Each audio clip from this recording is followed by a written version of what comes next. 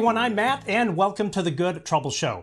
The UAP UFO phenomenon has been hidden from humans for literally decades, if not longer. We all advocate for disclosure and often focus on the nuts and bolts aspect of this non-human technology. I know that's what I tend to do.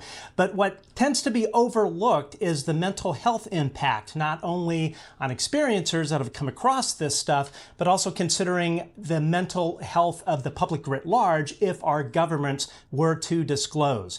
Today we have two guests from the UK charity uNHIdden to discuss their work on the mental health aspect of this topic. But first, please hit the subscribe and thumbs up button on YouTube and let us know what you think about this show in the comments. You can also find us on Twitter at, let's see here, Good Trouble Show, and all other social media platforms at The Good Trouble Show. And of course, we are on all of your favorite podcasting platforms. We're still a bit behind on getting all of those up, but we are working on it.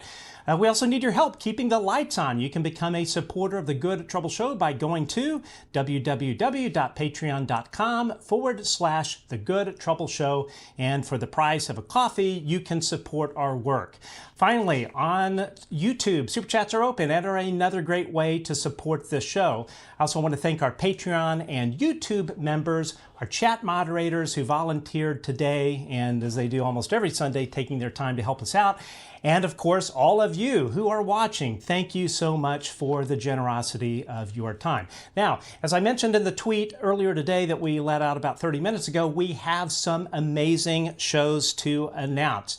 So, April 28th at noon, we have author, journalist, and researcher Nick Cook to offer his perspective on the state of disclosure. And on Wednesday, May 1st at 5 p.m. Pacific, we have attorney Mark Zaid, who will join us to discuss his legal work on the Havana syndrome victims. You saw him on 60 Minutes a few weeks ago. He is the guy that is front and center in terms of dealing with the legal issues of the Havana syndrome victims, and I'm extraordinarily excited about having him on. And let's see here. Then on May 5th, noon Pacific, the director of the Vasco Project and the assistant professor at the Nordic Institute of Theoretical Physics in Sweden, Dr. Beatriz Villarreal, will be on our show discussing her work on the UAP topic and what she has uncovered regarding the Washington UFO flap of 1952. And if that's not enough, finally, May 12th, at noon Pacific, we have Professor of Astronomy at Harvard University and the Director of the Galileo Project, Dr. Avi Loeb, who will be joining us. And this show with Avi Loeb will be a little bit different in that what we're going to try and do is dedicate about half of the show, rather than hearing me talk back and forth, half of the show to your questions with priority given to our Patreon supporters. So you've got a few weeks here to drum up some questions for Dr. Loeb. I know everyone loves to hear what he has to say. So anyway, moving on here. Our next two guests are from uNHIdden, a mental health and well-being charity dedicated to supporting individuals who have had exceptional experiences. On your left, please welcome the chairman of uNHIdden, John Priestland, and on your right at home, practicing psychologist and an associate fellow of the British Psychological Society, Dr. Daniel Stubbings. Gentlemen, how are you today? Very good. Great to see you, Matt. Excellent. Yeah, it's wonderful to be. Daniel, thank you so much, making sure we are good and we're on the air here. So John, it was a pleasure meeting you at Seoul. We met very briefly. As I've mentioned on this show quite a few times, I was only able to be there for the second day, but man, it was a pleasure meeting you, and you had actually come up and told me a bit about yourself and said, hey, I would love to come on the Good Trouble Show to talk about the mental health aspect of the UAP phenomenon. And as I was mentioning earlier, just at least speaking for myself, I always tend to gravitate towards the nuts and bolts aspect, the technical end of it. And I know I am certainly guilty of not really considering really sort of the mental health aspects of this entire thing. I've mentioned on this show quite a few times, I've had things appear above my house, 10 times to be exact, in addition to some paranormal stuff that happened. And I can tell you, for me, it was highly rattling. And I know at one point I was telling my therapist, it's like, it's a lot of this is really hard to process. And I sort of felt that I was somewhat prepared for it.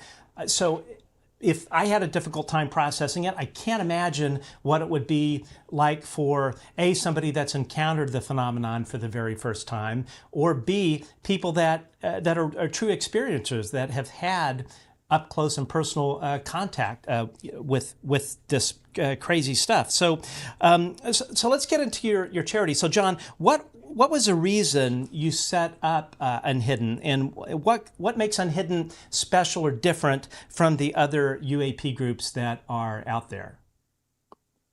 Well, thank you, Matt, for having us on.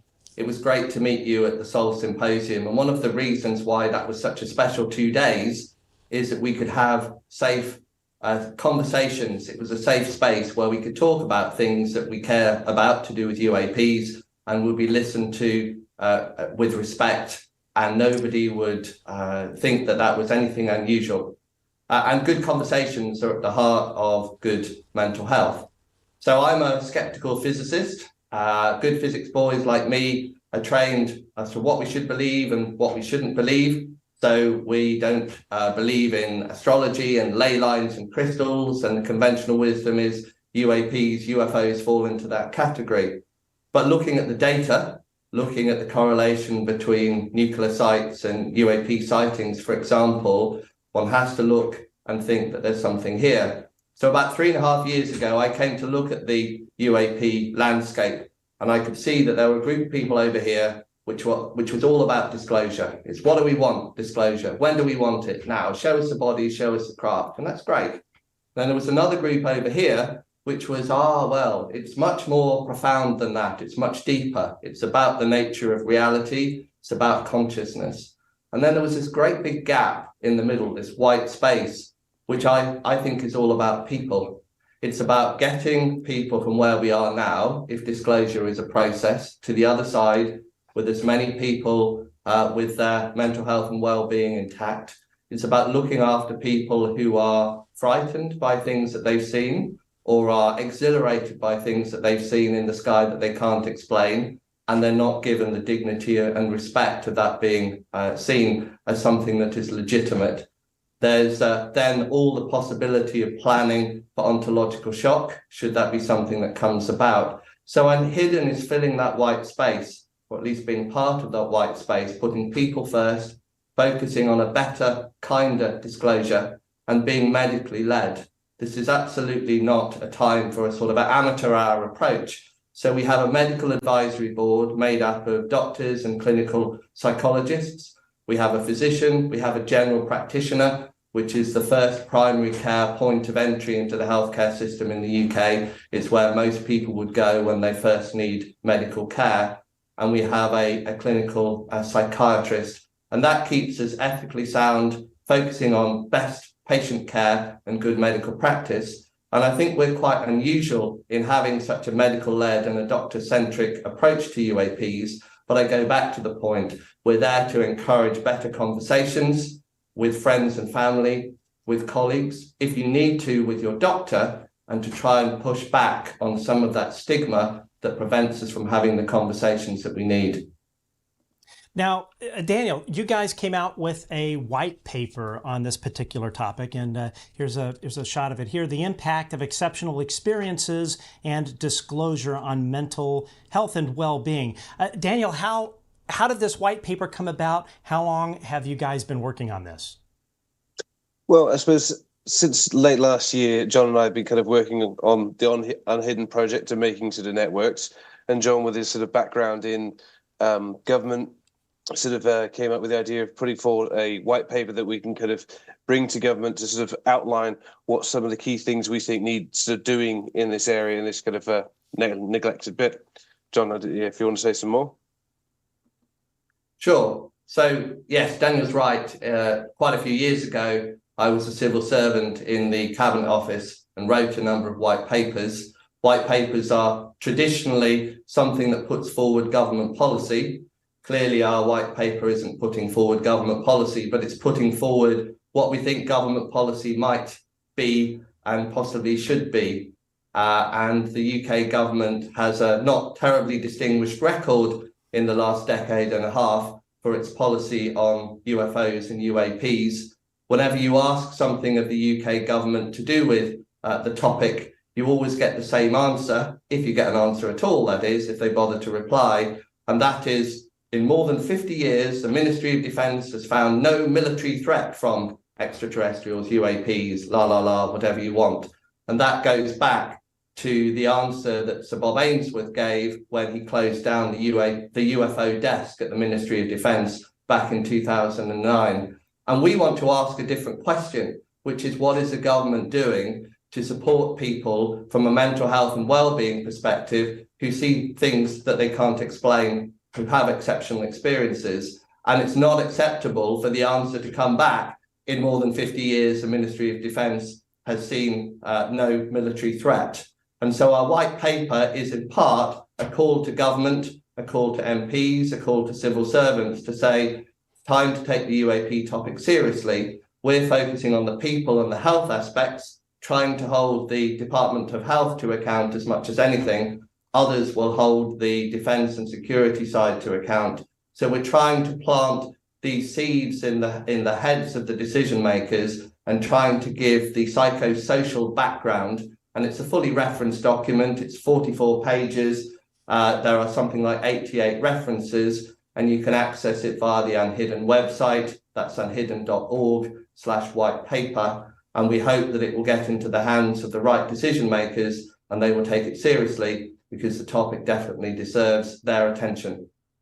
Don't beat you guys up or beat your government up too much on the whole UAP response. I mean, we've got Dr. Sean Kirkpatrick who said that there's nothing to see here and is propagating conspiracy theories that a bunch of UFO fanatics with the security clearances managed to convince Congress, and that there's nothing to see here. But we obviously all know that there is a significant amount to see here. Now, John, in the white paper, you use the term exceptional experiences. What do you mean by that? Great question, Matt. So the term was developed by Professor Thomas Rabeyron from the University of Lorraine. And he has set up a wonderful organization, French organization, Centre l'Information de Recherche et de Consultation sur les Expériences Exceptionnelles. And in a 2010 paper, he defined exceptional experiences. I'm going to read it's 2 sentences, so it's not too long. He defines an exceptional experience as something that's usually a rare, spontaneous, or provoked experience involving, from the subject's point of view, a non-ordinary interaction with his or her environment. It often generates intense emotions, both positive and negative, stemming from its unusual or strange nature. And it sounds like the experiences, Matt, that you described over the orbs over your house might certainly fall into that category. So we start from the perspective of a defined term in the clinical psychology literature. But more than that, what Professor Rabeyron has done is he's gone against the conventional trend in clinical psychology to regard exceptional experiences as something that cannot be legitimized as real. That is, they will be false memories, they will be the result of sleep paralysis. And he is applying a non-judgmental frame of reference to the relationship between the therapist and the patient who's had the exceptional experience. And it's important to note that the term exceptional experience covers potentially much more than unidentified anomalous phenomena. Indeed, it covers whatever the patient needs it to cover in order for that conversation to be best and most patient-centric. And so we think it's a great starting point for describing the people who need more help and attention. Thomas Rabeyron, in a 2021 paper, also talks about the pathologization, I think I've said that right, of exceptional experiences, by which he means that people who see strange things that they can't explain have the double whammy of, first of all, having the frightening experience. And then when they come to try and share it and have a conversation with it, they're rejected, they're regarded as lying, they're regarded as not being good witnesses. And the pathologization, I'm struggling to say that, is where the mental health professional starts to regard that as a mental illness. And Daniel, I'm going to sort of hand it to you because this is your area, but the sense that most people who have exceptional experiences do not have a mental illness, they've just seen something frightening and strange. And to regard them as something which is a pathology is as bizarre as somebody who has a frightening experience where they might see a road traffic accident regarding them as mentally ill. But Daniel, perhaps you'll take on the point around the approach of clinical psychology and the difficulties that there are in consultations in this area. So Daniel, if you would elaborate on that, why is mental health and mental illness, an issue around the whole UAP issue? Is it part of this sort of double hit that John just spoke about, or is it deeper than that? Well, I'd say it's three areas. The first is in traditional straight lines, that the status quo of the UAP experiences for the majority of the mainstream of the sciences is that it can be prosaically explained. Now, if you consider that you have roughly 11 million bits of information going into your brain every second, and you can only attend to about 16 of those per second, the room for error is massive. So, but it's not an area that particularly interests me, but it's something we need more research and understanding, because if we're going to look into when is a UAP experience, we also need to look into when is a UAP experience not a UAP experience, and it's some environmental, psychological kind of factor. We've got some understanding of that, but we need a basis of understanding of mental health to explore when they're not UAP. But when they are potentially a genuine encounter, now I'm often saying potentially, allegedly, because I can only really speak to my data versus, because I'm partly speaking on my profession in a way, and I've not been on a flying saucer. I've not kind of had any. I've never touched the craft, so it's with that caveat in mind that I sort of talk. But if they have had what it seems to be a genuine experience, we kind of need to understand what's the psychological impact of the people who work in these classified programs and the people who go out on their back porch and they see something that they've basically got no words for, and everything in between.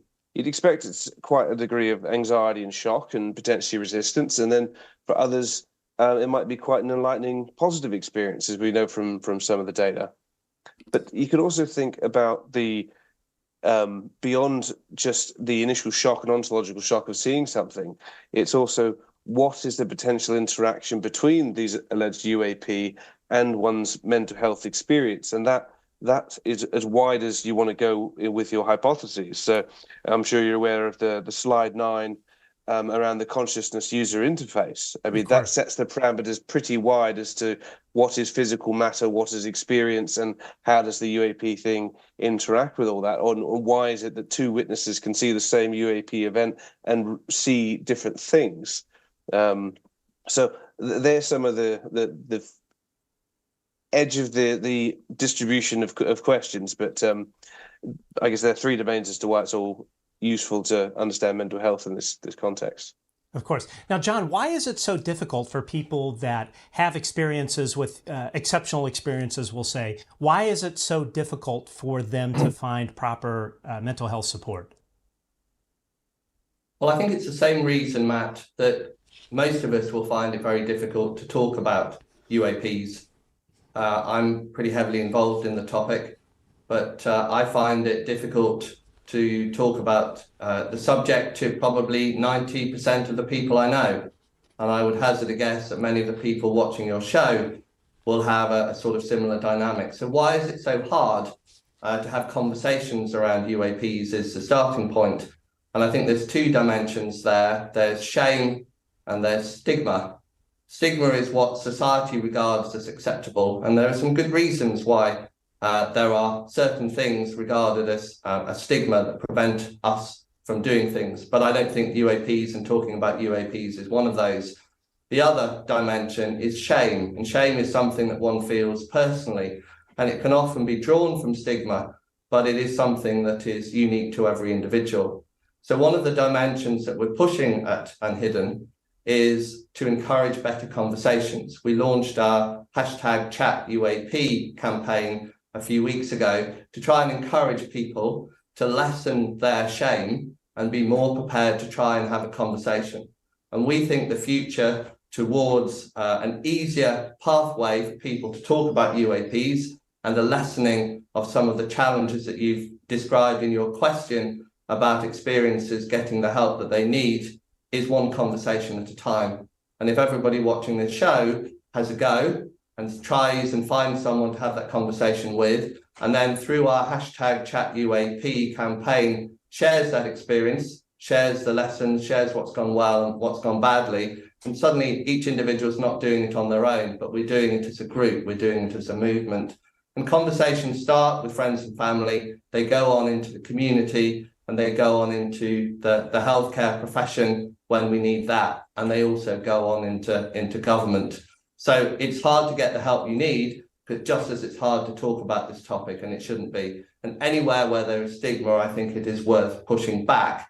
And indeed, one of the reasons for setting up uNHIdden, one of the lessons is I come out of the construction sector, and there's a marvelous charity in the construction sector called Mates in Mind. And what they do is they encourage the tough people, often working away from home in construction, who can't talk about how they're feeling and can't talk about issues like depression. And simply by getting people on construction projects to be able to talk more easily, they're really making an impact on what's a very sad statistic. We have more than 4 times the level of suicide in construction than in other equivalent industries. So whilst we're reducing accidents and deaths from the workplace on site, more needs to be done to reduce stigma. And it's exactly the same process behind uNHIdden, conversations that reduce stigma, that make it easier for people to share what they feel, and then they'll be able to get the healthcare that they need.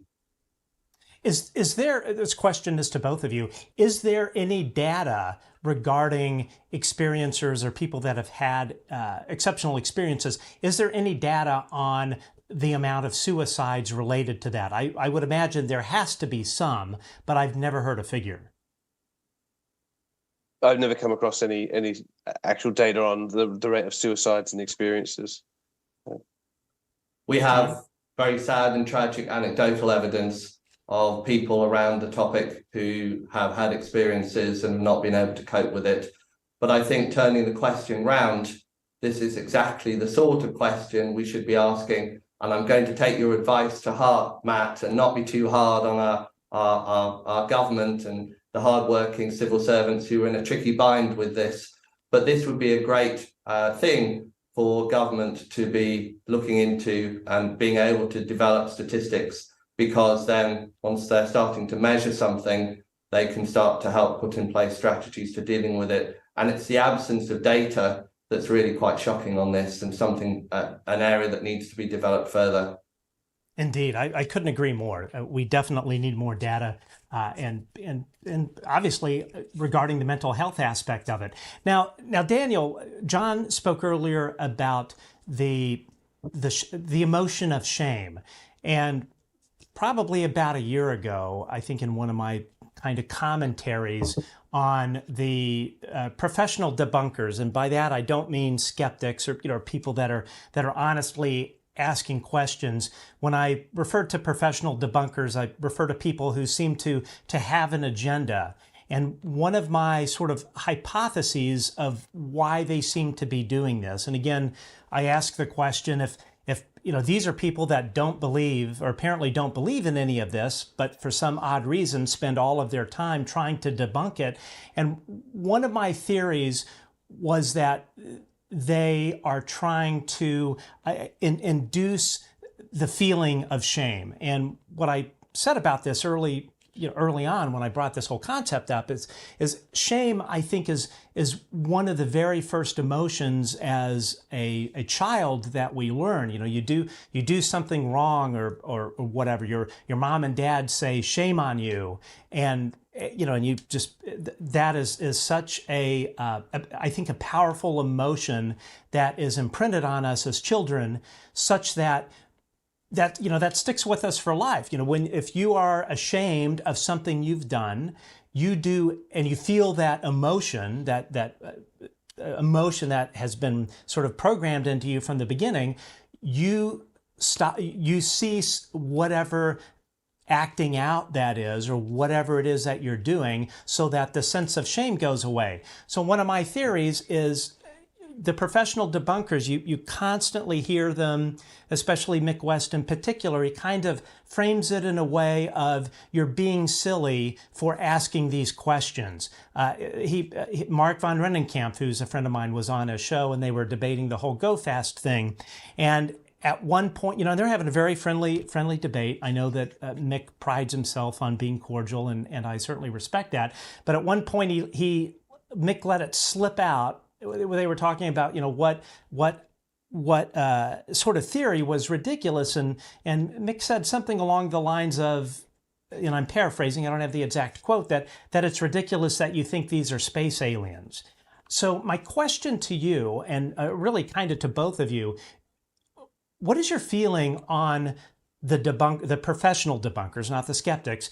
Do you think that they're trying to impart a sense of shame for us asking questions, shame for wanting to find out what happened to us in the middle of the night, or just shame in saying, for instance, if you were targeted with Havana syndrome, which a close friend of mine that worked in the Trump administration was hit with Havana syndrome in the West Wing, then you have people like Mick West and other debunkers that come out and say, oh, you know what, it's just mass hysteria, or I forgot the term.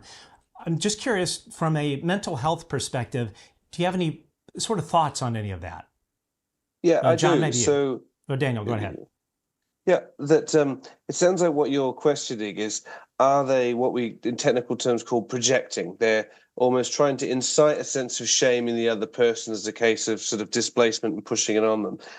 I mean, it's a worthy hypothesis, but what I think makes more sense to me is that it's more likely that if you think of UAP being real, there's a non-human intelligence here. Let's see, if you say they are the bigger shocking presumptions, then your hierarchy for understanding the world, the filtering of perception, is all into question, and then we end up experiencing a state of kind of chaos and anxiety because we don't actually know how to orientate ourselves properly in the world of things. So basically, I think it's a stronger argument to consider that the risk of psychological collapse to one's belief systems, if they consider the alternative, is too discombobulating. So they have to kind of truncate it into a particular kind of explanation or angle. The second element to that, so I think it's more that than the projecting shame. But the second element is that we all vary in how open we are as a personality traits. There's 5 personality traits, and one of those is openness. Some people are just very, very low in openness. They are psychologically just not open, and other people are very, very open. And I'm not confusing openness with gullible. It's just some people are very, very open to a wide range of things, and that varies in the population. So sometimes maybe some of those debunkers who are trying to do it in good faith are just very, very low on the openness personality characteristic. And if they were to really believe the alternative hypothesis that there's something else here, it undoes the foundations of so many other beliefs that they don't know where to settle it on. And you see the same thing in 2-3-year-olds. I've seen cases where they might kind of go, well, they might hold a 1 pence coin and they'll call it a pound. And if you say, sorry, that is a 1 pence, not a pound, or either you call it a penny. I'm not sure what you call it in America. Yeah, right. Yeah, either penny, way, yeah, they're calling it the wrong thing. And you point it out to them, you've seen a toddler get irate because I think it's conceptually not working for them. And I think that dynamic kind of stays with us throughout the lifespan in the way we conceptualize the world. That totally makes sense. Now, John, do clinicians, we talked a bit about stigma, and I think all of us that have encountered this stuff certainly have had stigma, sort of, or fear of stigma, or I'm sorry, the fact that stigma is there regarding this subject is kind of a barrier, I think, with all of us sort of sharing with, say, our doctors or mental health professionals, or even my family to some extent. I know, just speaking from experience, my father and my mom, they've been tracking what I have been up to for quite a long time, especially when I began communicating with people on Capitol Hill. But when I had an experience, interestingly enough, when I had an experience and told my dad about it, he immediately changed the subject. And I don't know if it was, he's worried for me or whatnot, but, but how much does that stigma, interfere with, in your view, in a broad sense, interfere with people sharing with their clinicians what has happened? And then on the opposite end of it, how much does stigma, does it figure into how the clinicians handle it, how they react to it, or does it does stigma figure in at all with our mental health professionals? Yes. So I think stigma inhibits people going and seeking the advice that they need, because they fear that they're not going to be believed, and they fear that they might be put down a mental illness route. One of our uNHIdden Medical Advisory Board members is a general practitioner. That's the first layer of entry into the healthcare system. And typically what happens is there's a 10-minute slot. And so he's talked us through the dynamics of that consultation and how tricky it is for the general practitioner. They've got a choice. Do they prescribe? Do they give a drug? And the only drug on offer might be something to do with some sort of psychosis. Do they refer?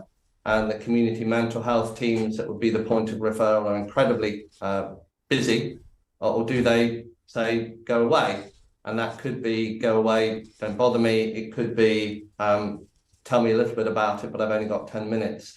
So the healthcare system is not well set up for people who want to go in and say, I've seen something strange and I'm anxious about it. Even though the National Health Service here makes clear, if you are suffering from anxiety or some sort of stress, then you should go and seek that help. So we possibly need a new approach. It's one of the reasons why we particularly like the work that Circe, the Professor Thomas Robeyron's clinic in France, is doing. They see around 95 patients a year. There's a website and a telephone way of getting in touch with them. Typically, each patient will be seen around 15 times. So it is a substantive consultation process. I've talked earlier around the non-judgmental nature of that. And one of the projects we would like to take forward as uNHIdden in concert with Circe in the coming months is to try and take that non-judgmental protocol and bring it from a French language version into an English language version, and a French clinical psychology environment into a UK, prospectively a US environment. And I think that would be very positive. And there are challenges, though, from a clinician point of view, and Daniel might have something to say on this, concerns that clinicians will have if they take the UAP experience as something that they regard as real or could be criticized for regarding as real. And so the other thing that we want to try and bring about is more guidance for practitioners, specialist practitioners and others, so they have the comfort that they are developing strategies for their patient care that are within the envelope of legitimacy on behalf of their professional bodies, and that they won't be criticized or more for particular strategies if their handling of cases is reviewed by their peers. And Daniel, how often are cases reviewed by clinicians' peers? And and what are some of maybe the other barriers for clinicians in terms of treating patients that have had exceptional experiences? So in France, I don't think their registration standards are the same as they are in the UK or America. And so in this country, we're accountable to the Healthcare Professionals Council. And in America, I think it's the American Psychological Association. So the challenge is, I would like to start seeing experiences somehow, whether that's privately or through my university. However, there isn't I don't want to be in the position that John Mack was.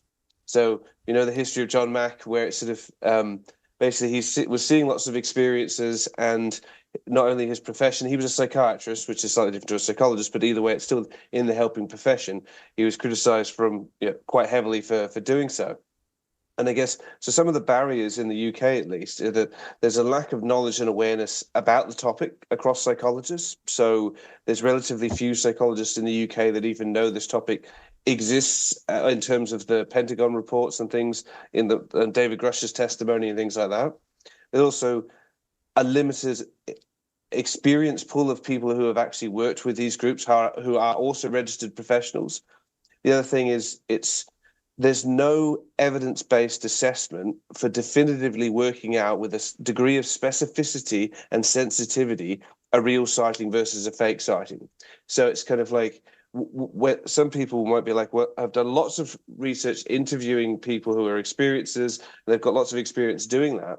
However, an evidence-based assessment is something that has some degree of predictability, some degree of, we've done this assessment. So imagine it went to court. Somebody says they were driving their car and they had a car accident because the UFO kind of came over their car. They got distracted and had an accident, so therefore they're not liable. So how on earth do we prove that in a court of law through an assessment process that has any validity to it? That doesn't exist at this point in time. Now, most people who work with quite a lot of experiences tend to get a feel for what feels far more genuine and what doesn't.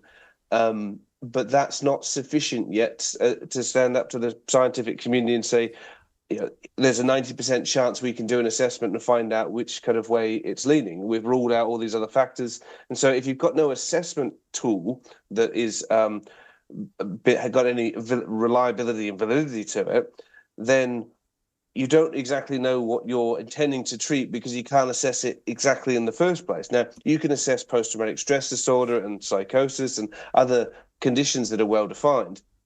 But in terms of assessing this distress and the UAP experience, it's not yet fully validated. So, and then it comes to the treatment side of it. Now, Professor Raybon's done a great job in sort of outlining what is essentially a non-judgmental, largely psychodynamic approach to it, which is great. But there's no randomized control trials on the treatment. There's not even case studies where they're measuring before and after effects of the treatment process to make sure they're not making it any worse. It's the amount of variability between what's practiced out there is quite considerable. Some people are trained in hypnosis, some aren't. Some people are trained in different kinds of therapies.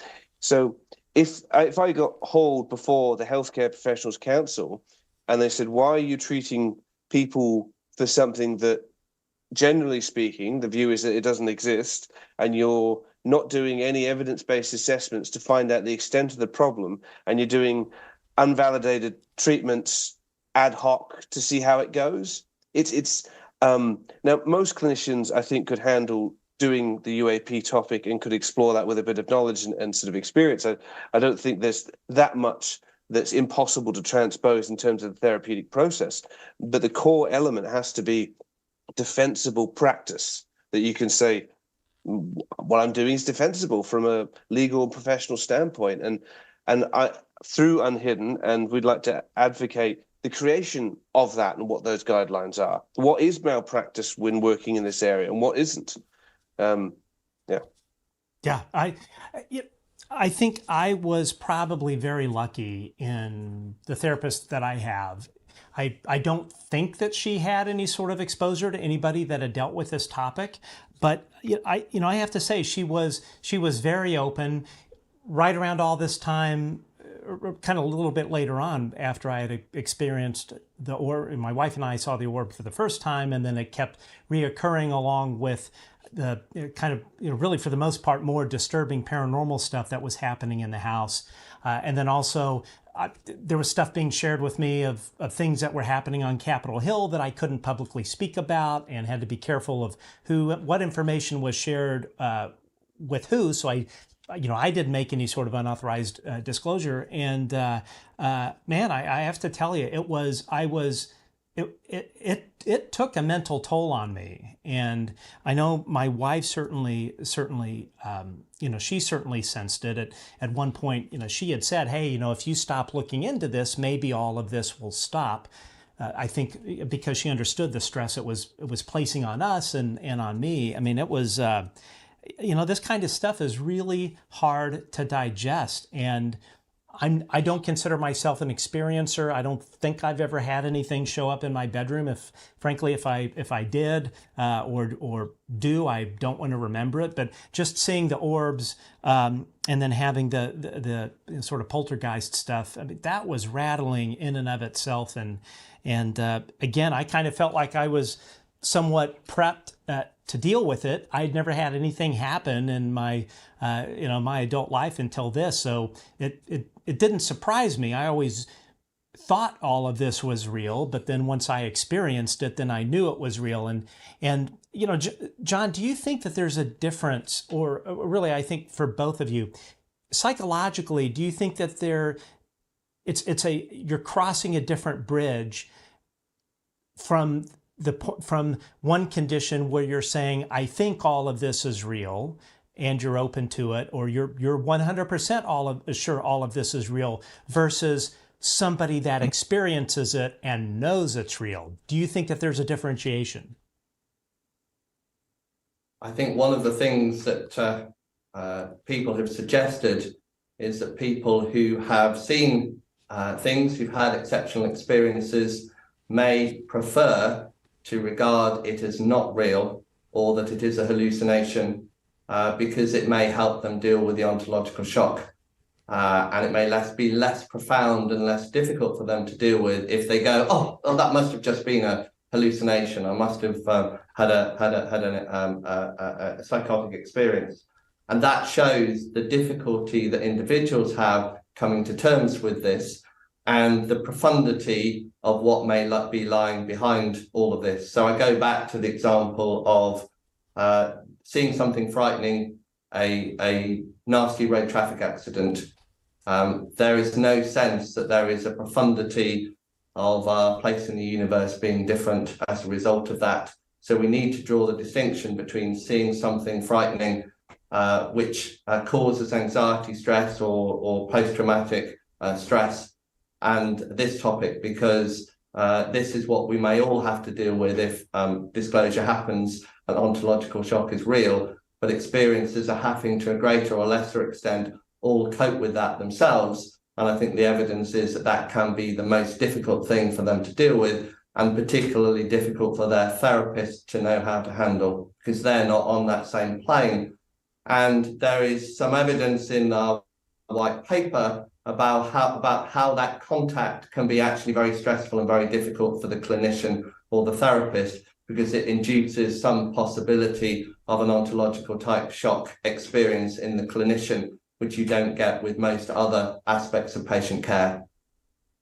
That totally makes sense. Now, John, how does the media coverage, or I'll just say lack of good media coverage, how does this affect the mental health of people that have had exceptional experiences? You do have the exceptions. You have, of course, News Nation that, thank God, has really stepped up to the plate and covered this in a serious way. And then you have on the polar opposite, just various news organizations where, say, like Jeremy Corbell or someone else will come on as a guest, and then in the introduction, they'll play X-Files music or have a graphic of a flying saucer beaming down.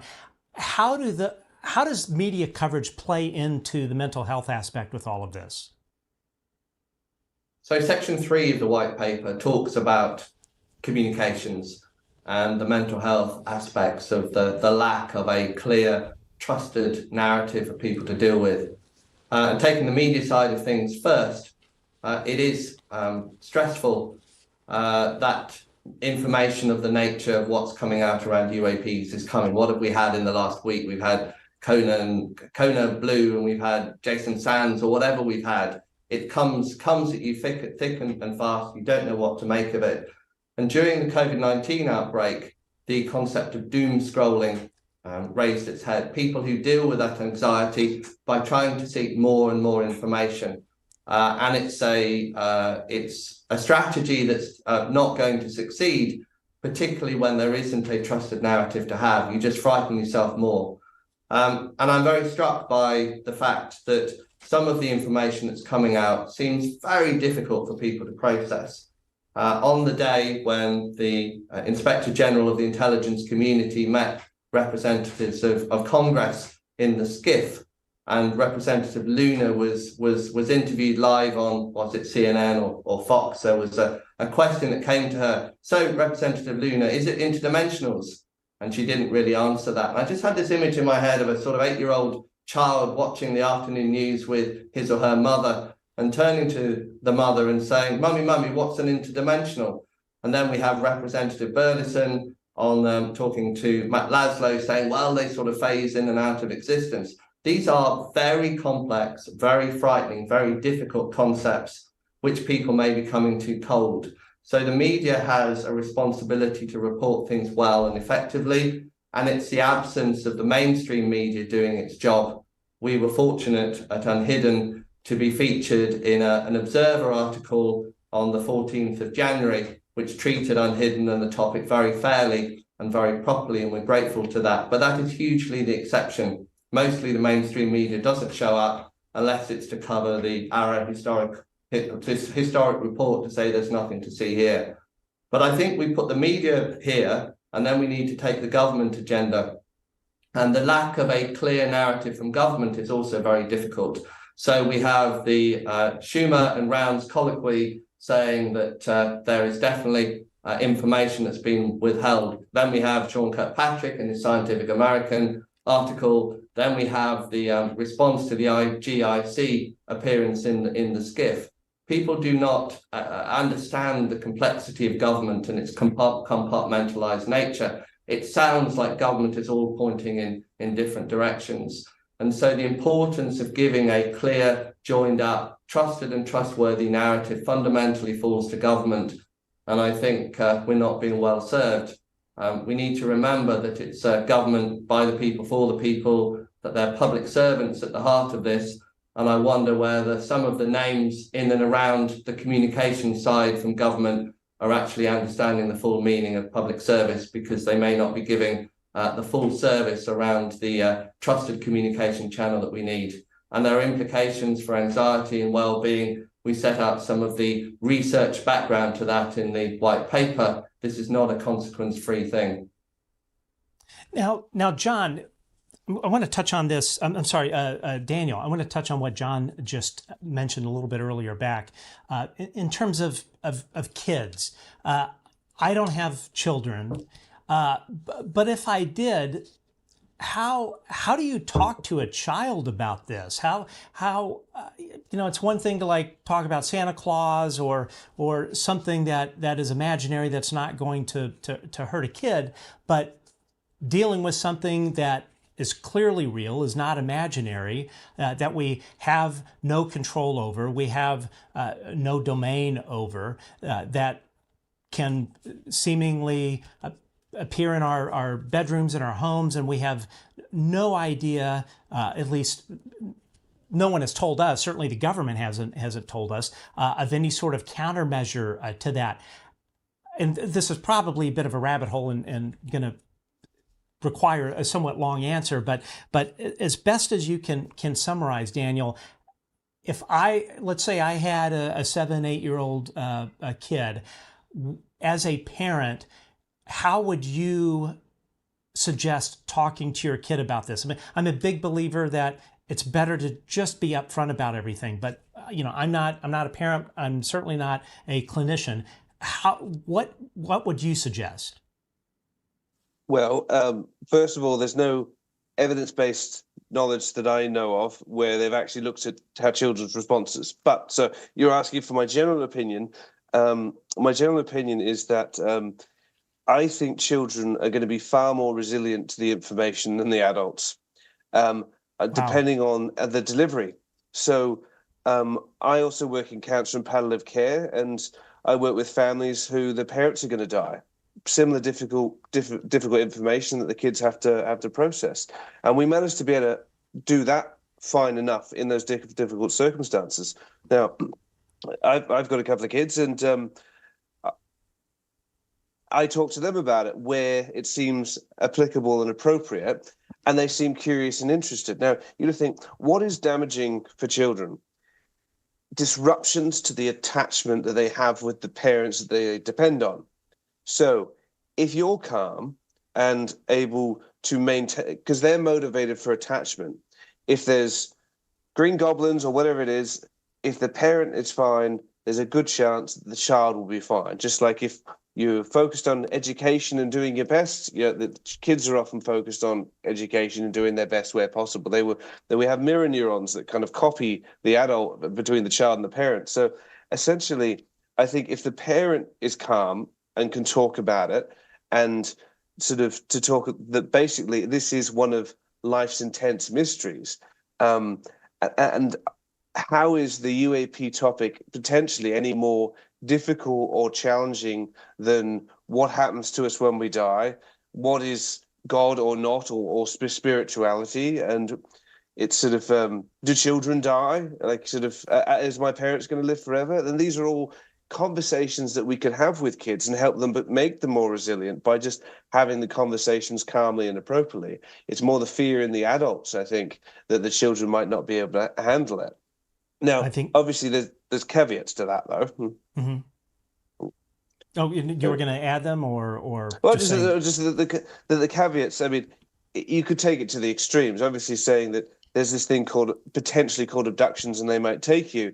I mean, that's an unreasonable narrative to frighten a child unnecessarily, because they could be abducted by a human that steals them out of their beds, and we don't tell children about that on a repeated sort of basis. So, but it's to develop a sense of wonder about the world around them, and to become the scientists to help us answer the questions. We need to inspire them to think bigger. I think that completely makes sense. Now, shifting gears here, John, why is, and let me preface this by saying I'm not a ufologist or historian. I'm really pretty new to the whole topic, but from where I stand, it seems that the UK is behind where sort of everyone else is, and mainly what I mean by that is the US in terms of acknowledging the reality of UAPs. Do we know in the UK the approximate number of Britons that have had exceptional experiences? Well, the figure from a YouGov survey in 2019 is 7% of Britons have had an experience of seeing a UFO or UAP, which is remarkably consistent across Europe. 6.5% is the average number of people across Europe, and that figure sticks in my head because it was presented to the European Parliament in the meeting that Francisco Guerrero hosted about 6 weeks ago. And what that means is there's 27 million people across Europe who will have seen a UFO or a UAP. So all the more curious that there isn't interest in Parliament, and we're not being successful in getting responses to our letters and questions, particularly on the health side. But having been a civil servant back in the 1990s and having a lot of sympathy for my former colleagues, one of the things is you tend not to change your approach within government unless you're required to do so. And you're either required to do so by the government in charge or by pressure from opposition, be that the formal opposition party or individual backbenchers. And so I think one of the particularly curious things is the lack of opposition to this. We were heartened, though, and this wasn't reported, which was curious, wasn't reported very much. On the 13th of December last year, there was a question asked in a parliamentary select committee. This was the Science, Innovation and Technology Committee. And select committees are a little bit like your House hearings. So you have a series of backbench MPs who hold government ministers and others to account. And the two witnesses at this select committee hearing were the Secretary of State for Science, Innovation and Technology, Michelle Donnellan, and her Permanent Secretary, Sarah Munby. And first of all, there was a question around whether there were going to be hearings in the UK Parliament akin to what had happened with David Grush in the House of Representatives, and the answer was that there was no plan for that. But then there was a question from Stephen Metcalfe MP, and well done, Stephen Metcalfe, around whether there was a plan for disclosure within the UK and whether anybody was working on that. And Sarah Munby said there is a small team in her department, the Department for Science, Innovation and Technology, that's working on that.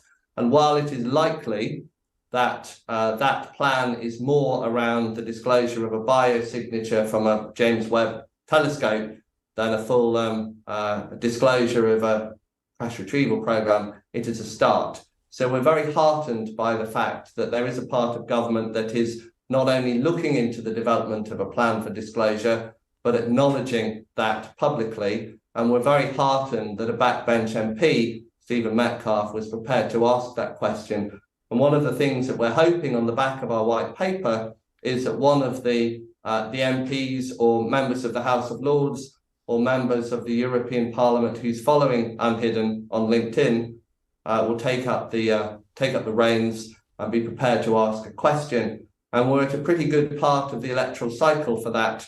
So as you and the listeners and viewers will be aware, we will likely to have an election in the UK. We certainly need to have one before next January. The likelihood is we'll have one in November. And there's around 120 MPs who are current MPs not standing again at the next election. So they have 3, 4, 5 months of time as an MP. Maybe there's one of those who's brave enough to have a sort of last hurrah, to be the one who asks the question, be the one who convenes the meeting. And that's part of our hopes, as I say, on the back of the white paper. So if you're a UK MP or a member of the House of Lords watching this show, you know what to do. Get in touch with uNHIdden. And this could be the moment where we start to ask the question. And if we ask the question, then it puts the pressure on the government to think about changing the policy. It's too easy to stay with the status quo at the moment because there's no pressure to change. We need to put appropriate opposition forward so that there's challenge, constructive challenge to change for the betterment of health, as well as confidence in all of the security aspects as well.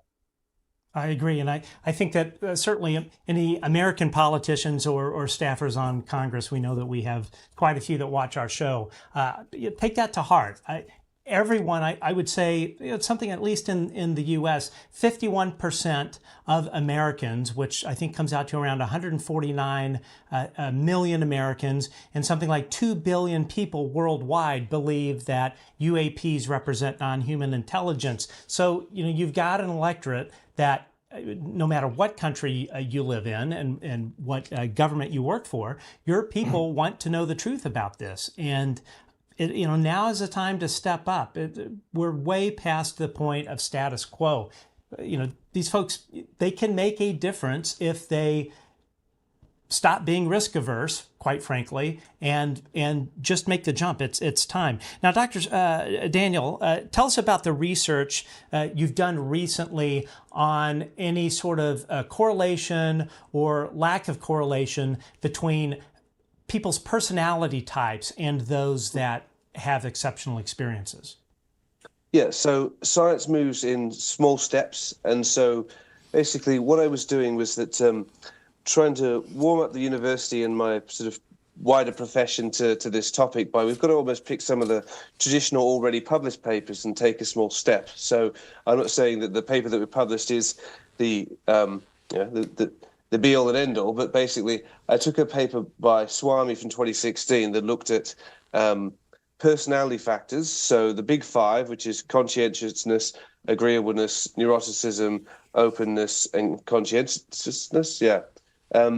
So the big 5 factors, and they predict whether or not somebody believes in UFOs. Now, that was in 2016, and a lot's changed since then. So I wondered, could I run the study again, but look at, could you tell the difference between those that have had a sighting and those that haven't? Now, basically what I found was that there wasn't much of a difference between the groups. Now, we did a latent profile analysis on the personality factors to see how they grouped. And what we found was that those that were high in openness, high in conscientiousness, but very low in neuroticism and low in schizotypy, which is a sort of like a 6 personality trait, they tended to alleged to have having seen them slightly significantly more than the highly neurotic and schizotypal. So basically, the stereotype of the UFO experiencer is somebody who's quite emotionally volatile and eccentric. That's kind of what you see in a lot of the mainstream kind of media, is the negative stereotype. Tin And hats, that's not all what, that. yeah, so that's not what we found in the research. Actually, those that were high in conscientiousness, those that were very low in neuroticism, so they were the more emotionally stable, cognitively stable in their sort of perceptions, and very conscientious, trying to do the right thing. They were the kinds of people who at least reported seeing them more. But the effect size, which is, so you can have significant differences statistically, but that's not always as useful as the effect size, which is really what's the magnitude of difference between sort of two groups. And the magnitude isn't really that big. So in short, there are some personality differences, but they're pretty much every kind of personality profile sees UAP. Now, many experiences and people went into this topic will go, well, we already knew that all walks of life see these things. But the point is trying to provide the data. And that's what I've tried to do. Now, there are flaws with my study, as there are with every study. And so I urge anyone who picks out any flaws, fix them, copy my work, do it again, collect your own data, increase the sample size, kind of, yeah, so. But there's a few other things I want to mention from that particular research project that was published in the Journal of Scientific Exploration. So that's in their latest journal. That's open access. You can access it. So one of the other interesting findings, in addition to the personality, was that I also asked them, did you report your sighting anywhere? And what percentage do you reckon reported their sighting? No idea. 14%. 14? So it's 14%. So out of the 103 experiences, so I had 103 with sightings, 103 without, because I wanted to compare how do people with sightings and without differ. And so Richard Dolan has previously estimated that he thought it's a small number, or he's used things like saying Stanton Friedman would say, oh, who's seen a UFO? And lots of people stick their hand up, and who reported it? And then most of the hands go down by one or two. So I'd heard that anecdotally, and so I wanted to put that to the test. And so what I found was 14%. So whatever number you get from MUFON and all the other kind of reporting sites, that represents approximately 14% of the total sightings that potentially took place in that whatever sort of time period. The other thing I asked was the morphology. What was the shapes? And the groupings of the shapes, or the frequency of the shapes, is pretty much the same as the Arrow report. So what the public is seeing in morphology and what the classified Arrow settings are seeing in morphology kind of overlap as well. It looks more like, the hypothesis would be that they're seeing the same thing. Got it. Okay.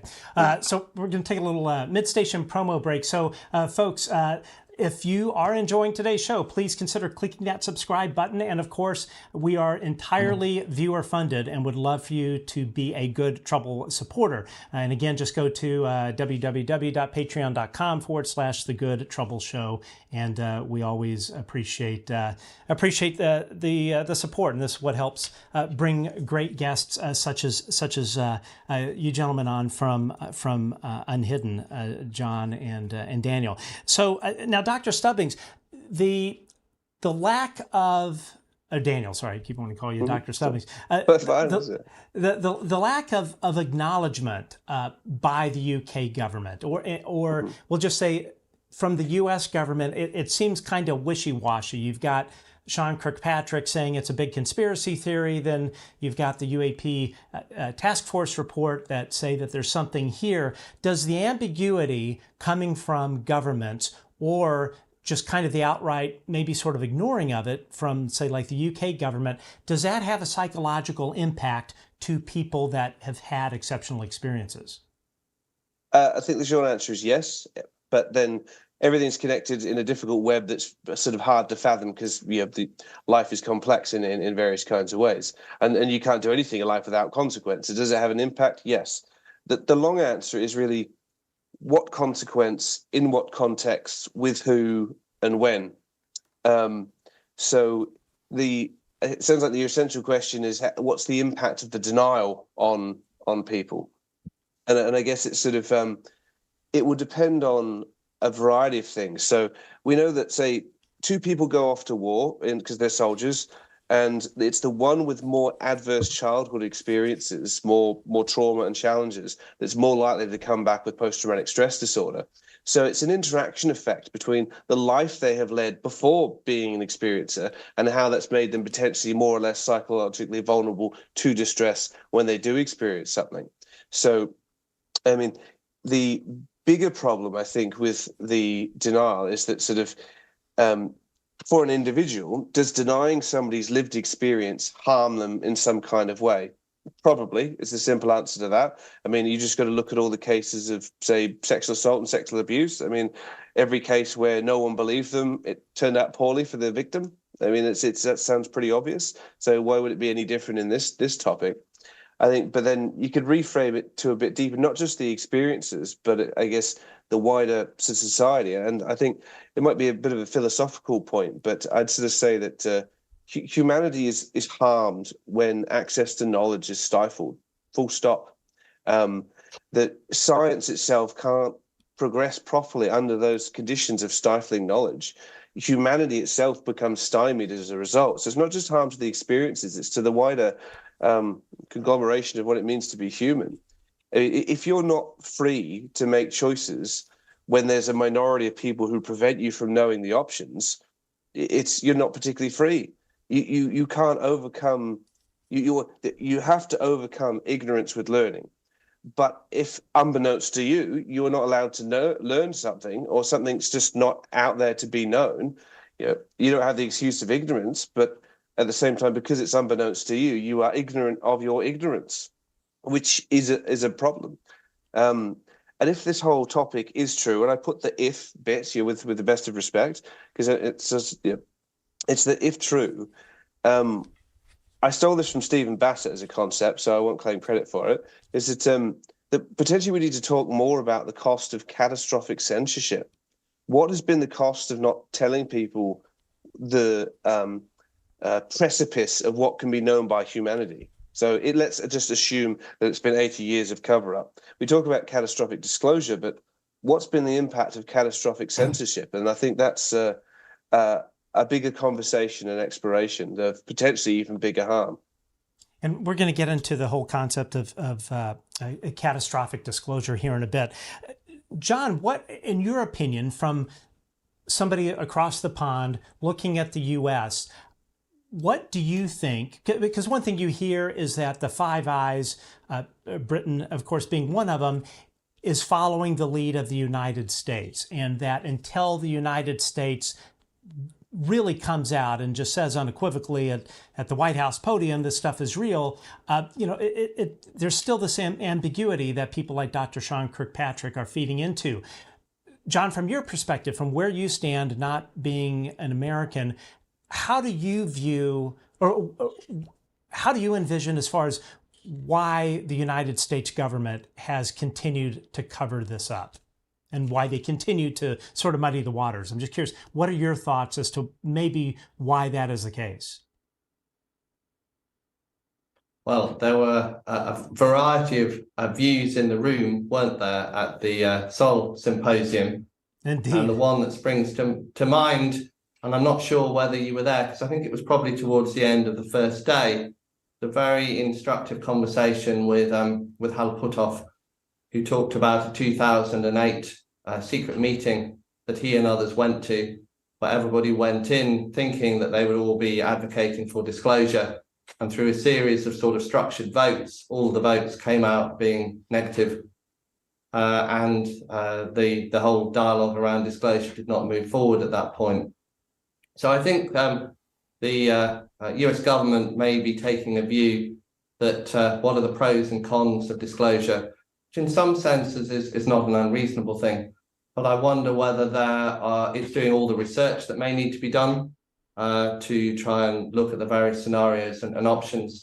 And I'll just throw in this thought, which is a little bit random in answer to your question, but it contrasts the ethical background of a government weighing up, shall we disclose against whether we shouldn't disclose, against the ethical background that doctors face. And we're a medically led charity. And I think the US government and other governments around the world could probably learn something from doctors. So doctors are really good at disclosure. Let me say why. First of all, because there is no question that if there are some negative test results, if somebody has a cancer diagnosis, there's no question as to whether to disclose or not. You get 100 doctors in the room, 100 out of 100 would say we have to share that with the patient. Even if the family comes along and says, Uncle Jack's really old, don't distress him, keep it from him. 100 out of 100.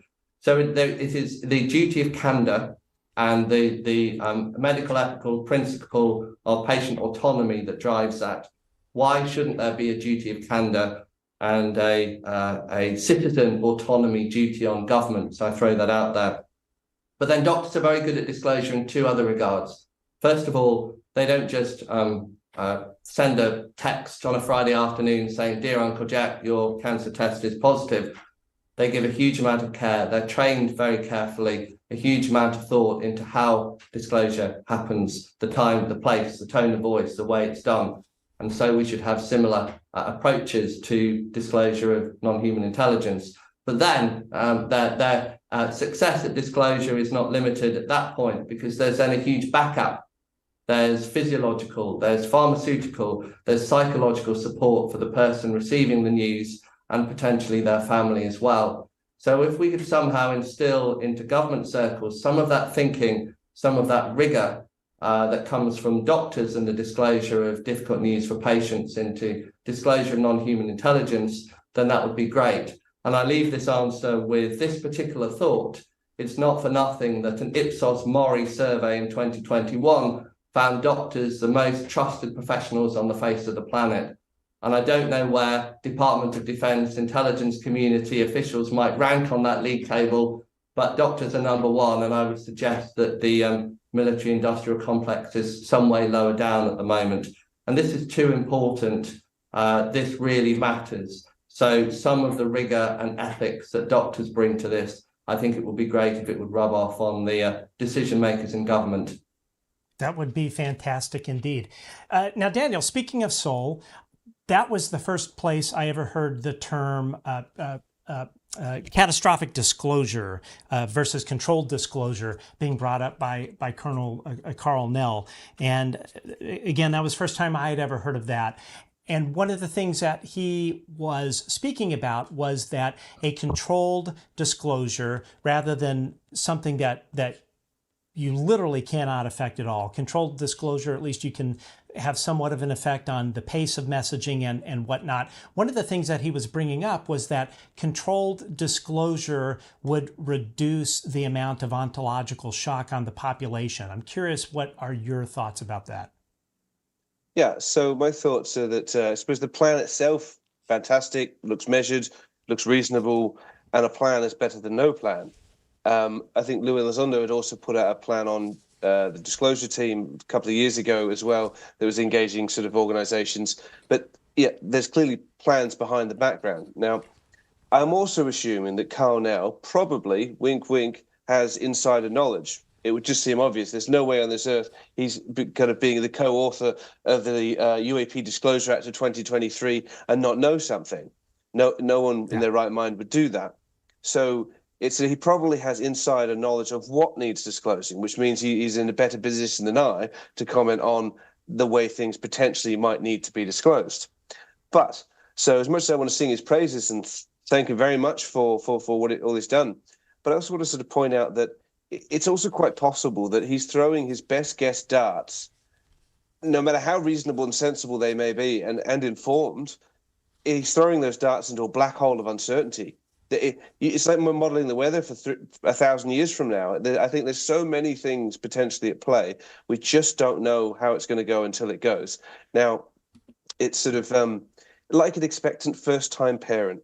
You can plan all you want, but when it hits you, it's going to hit you, and it is what it is. And most parents are very, very prepared until sort of 3 months in, they kind of, feel a little less unprepared or realize the extent of those limits. But in some ways, I think we have to allow people to voluntarily be at the precipice of knowledge if they so choose. Lots of people don't care about this topic and never will. It's of no interest to them whatsoever. Now, I think that's their loss, but at the same time, it's up to them. There's lots of things I'm not interested in. But it's the voluntary right to acquire knowledge if it's available. So if David Gross's claims continue to hold up to scrutiny, which I kind of suspect that they will, we either kind of go forward with disclosure or we doom humanity to ignorance and mediocrity. I don't see really there being a middle ground. And now the question really is, how do we lessen the ontological shock? And I think the short answer really has to be, don't know. Nobody knows. Never been done before on this scale before. And when they found out the Earth was round, people were still milking cows in the fields. Like, sort of the amount of time for that to take on was a lot longer. Now, it makes sense to do graded exposure. If you're scared of spiders, graded exposure will sort it out within a number of sessions. Now, essentially, the controlled disclosure plan is graded exposure, bit by bit, let people warm up to it. All fully reasonable, makes sense, worthwhile, kind of crack on. But like I said before, I think your resilience to the topic will depend on your adverse childhood experiences, your psychological resilience, what exactly is disclosed. A bit like I'll talk to children about death, but I might not describe a really gruesome death because it's unnecessary. So that I think there's levels of what could be disclosed in which kinds of ways. And obviously, you shouldn't tell people how to make nuclear bombs.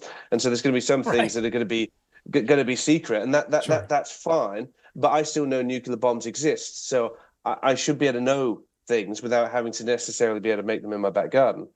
I mean, the lessening the psychological and social adverse reactions are the responsible thing to do. And that is part of the role of uNHIdden, trying to raise awareness and do things. And we should do that. And this is, I guess, part of a quite a happy, lively, open debate with John and others. That I suppose from my point of view, and I'm not saying that I'm right, but from my point of view, that we should do all that we can to reduce the potential negative consequences of disclosure. But I think there are limits to how far we should hold back. I think we all need to think that we need to release everything that's in the fact box as much as we know. There has been congressional hearings, for example. That's a fact. That occurred. That's verifiable. That stuff was alleged. Then there's another maybe category of stuff that has been alleged that we are yet to put our hands on an actual craft in the public eye and have a look at it, like the Queen's passing. So it's in the maybe category. And then there's the extremely unlikely, extremely fringe, but possible. And uNHIdden started to try to do that, to outline these are some of the things that are facts. These reports exist. These events exist. And then here's the unknown box. I think if you go out to your back garden and see a UAP for the first time, uNHIdden can be that point of contact where you say, look, this is actually some verified information that you can go down here relatively safely without kind of going down some rabbit holes and never getting kind of out again. But on the other hand, bad news can be given sensitively. And as John says, mental health professionals and doctors do it all the time. But you've really got to think about this whole, how do you sensibly disclose something is one thing. But if you move beyond that and think, the worst thing that could probably happen in your life is probably the death of your children. You know? So how would you really want to know that? Do you want graded exposure to that? Or do you want it all in one hit and tell you now, no matter how bad it is? Or just say you've got cancer. Do you want graded exposure? Do you want your doctor to say, well, you might be a little poorly. You've either got cancer or you don't. And they kind of need to tell you sensitively and respectfully, but they need to tell you. So I take the matrix pill that gives you the full information. So I'm quite happy to put myself in the risk and be educated about whatever can be educated about this topic. But other people can choose not to. I think I think we should have access to knowledge so science and humanity can progress. And one more point to add on that, is that my latest research project is a small qualitative study. I was looking at what happens when you get somebody who's got no exposure to this topic and you can sit them down for 45 minutes and you show them the congressional hearings, you show the best of the Ariel School documentary, the phenomenal documentary by James Fox, and a bunch of other stuff. So I kind of briefly went over UFO and nukes and a whole bunch of stuff. I tried to give it a crash course in sort of the facts of the stuff that's out in this topic. I didn't go through heaps of, I guess, more fringe things like abductions. I went through stuff that is verifiable. I can say this exists, and these reports exist, yada, yada, yada. And I got through ethics, and I was allowed to do it. And I was very nervous as to how people would respond, because if you study this topic for long enough, there's all this talk about how people are going to respond. Maybe they're upset, maybe they're shocked. The 10 out of 10 participants that I did in-depth interviews with afterwards, most of them didn't really care. They're like, this is really interesting, but if it's not going to pay the bills or reduce the cost of living crisis or feed the kids, I'm not really that fussed. And if they show up my back garden, as long as they don't hurt me, they can kind of do what they want. And the chances that you go the rest of your life and never see them is still quite high. So many of them didn't find it of that relevance to them. Now, you could sort of say that's a bit like sort of saying, can you be half pregnant? It's like, well, no, not really. And so are they going to be actually different? Some people think they might be fine when they go off to war, and then they're not. So I'm not saying that their accounts are accurate reflections of how they will actually go in real life. We don't know that until we test it. But when asked what do people find credible, some people commented that they found the congressional hearings the least compelling bits of information because they have felt so lied to through the COVID pandemic and the vaccination stuff and lots of other controversial topics that I don't want to mention in case he gets you cancelled. But I mean, the younger generation that I've spoke to and exposed them to this topic, it's just like one of a gazillion other topics that are almost quite shocking in their own right. And they don't necessarily believe governmental narratives. So this question of lots and lots of the proportion of the population are going to be so shocked, maybe not. With the proof will have to be in the pudding. Indeed, the proof will have to be in the pudding. Now, John, you sent me this clip from Liminal Frames. Darren Exo, academian, and his partner. I'm blanking on his name. Nathan. Their show. Say again. Nathan, yes, Nathan. I'm a huge fan of their show. Darren's sort of solo podcast I've been a fan of for quite some time. But I want to play this clip from the podcast and get your comment. There are various different kinds of controlled disclosure. I don't think they're all the same, and certainly not all as open. There are some that are more narrow than others. The first one that really comes to mind for me is something that I've really kind of labeled distributed controlled disclosure.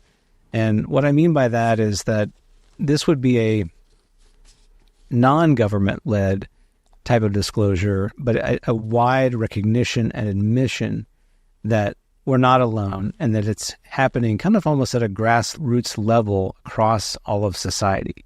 This would be really kind of the widespread breaking of the stigma, individuals coming forward, sharing their own experiences, of which you and I know many individuals that have had them, and feeling safe to admit those experiences and being met with not skepticism, but acceptance that is real, that has happened, and we have a great deal to learn from those individuals.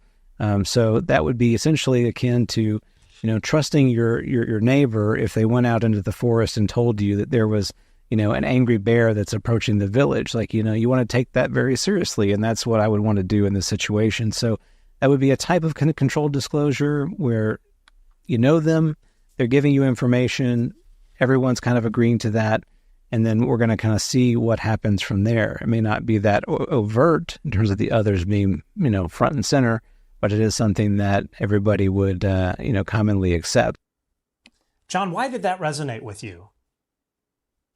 Well, I thought it was a wonderful and very clever idea that Nathan came up with, and this is on Liminal Frames 52 from Sunday, the 7th of April. And it very much aligns with my earlier message around better conversations. An interesting thing about this form of disclosure, distributed controlled disclosure, is that we don't have to wait for government to do its thing. All we have to do is we have to ensure that the conversations take place so that the existence of phenomena becomes part of the popular discourse. And this image of the village living next door to the woods, and people go into the woods and come back saying, there's bears in the woods, is a very vivid one. And it's a choice, isn't it? We can ridicule people who come back from the woods and say, no, there's no such thing as bears, you're lying. And you can have stigma and shame about disclosing the existence of bears, or you can listen. And it would be much better for the village to listen, and that gets them to a good end point where the existence of bears is known. So all we have to do to produce our distributed controlled disclosure is to listen to each other, to share our stories, and to have appropriate levels of belief and confidence in what our neighbours are saying. And so those who are watching your program and are going, oh, well, all this mental health discussion, it's all a bit dry. I'm much more interested in disclosure. Here is a form of controlled disclosure that uNHIdden strategies of better conversations can really help bring about. And we can all help bring about by encouraging better conversations, one conversation at a time. Now, Daniel, in your personal opinion, just kind of the state of the world and the distrust in government, let's just say President Biden gets up on the podium tomorrow and announces all of this is real, and maybe they, during their press conference, they cut to a feed of some hangar at some Air Force base, and they do a little show and tell. So, because obviously if Biden gets up there and says it's real, half of America is not going to believe it. If it were Trump, then the other half wouldn't believe it. But if they did a show and tell and it were just painfully obvious that all of this is real, how much societal disruption do you think it will cause as a whole? From an evidence point of view, I say no idea. We don't know. We've never done it before. But it would be reasonable to assume that some people would be distressed. However, I mean, I'm on a pretty good salary, and sometimes I'm struggling to make ends meet financially. I mean, imagine how the poor who don't have work are struggling to make ends meet. It's kind of like if you think about the COVID, for example, it seems to be relatively uncontroversial at this point that the Americans funded the Wuhan lab. The Wuhan lab created a virus that went everywhere. It was a human-made virus, and we're seeing the effects of all that. That seems to be evidence-based, roughly not disputed anymore, unless somebody can prove otherwise. And we kind of just move on with things. It's also not even officially acknowledged that that's the case. Everybody seems to know it. There's books written about it. RFK is Robert Kennedy Jr.'s talked about it. It's written a book about it. There's sort of things can be out there, and we can have the distributed, controlled disclosure. But it's still important, I think, for the official narratives to set the tone for the health professionals, the hospitals, because the cutting edge science isn't found in a hospital policy paper. The policy papers of how to do things, or the governmental policy papers, are usually 5 to 10 years behind what we've just all known anyway. But so it wouldn't surprise me if we had this distributed controlled disclosure for several years so that everybody just knows that it's going on. The evidence is all out there. And then there's some government announcements that people don't necessarily pay that much attention to or that fuss because they already know anyway, or the ones that are interested to know. But it could at least then filter down to scientific grants for funding for the National Health Service to set up a small part that can specialize in treating kind of those cases. So I think official narratives are important, but they're always going to be behind the times and of the people who are in the know. And I suppose that's where uNHIdden is really sort of spearheading, because it's trying to prod the powers that be that this is an important issue that we need to sort of responsibly get ahead on. And your question about if Biden went out and said it was sort of public, I mean, from my experience with my small data sets in this kind of context, in this population, because it'd be different in different countries and different places, is that most people are like, well, yeah, we've always known something strange going on, so be it. And then you'll have another bunch of people who would just be like, well, I don't believe it. Some people still think the earth is flat. So right. Very true. It's up to them. Yeah. Yeah. It was interesting after the Seoul conference, I think it was like a 7 a.m. flight out of San Francisco. So I took a very early Uber ride, and talking to this Uber driver who was probably in his mid-30s. And he's, of course, asking me why I came into town. And I told him, I went to this conference called Seoul, and I explained to him what it is. And so I said to him, if I were to tell you right now with very high confidence that we are being interacted with by non-human intelligence, what would you think about that? And he kind of thought for a few seconds, and he said, you know what? I've always thought there's something going on, so I'm really not surprised. But at the end of the day, I'm having a really hard time putting food on the table at my apartment. So for me, I'm just trying to make ends meet. And that was the end of it. And it was, he didn't ask any questions, but it really made it clear to me that I think if people finally stop are finally no longer being given the blue pill and living in the matrix, and they're given the red pill, people are going to wake up to it. But I honestly think the majority of the people are probably just going to move on as long as they can go to their kids' soccer games, football games, whatnot. I think all is going to be is going to be fine. Now, John, in the white paper that uNHIdden has produced, you've provided 5 recommendations, and John, I'd like you to walk us through those. I'm going to put those up on the screen here. So if you want to walk us through these 5 points, I'd appreciate it.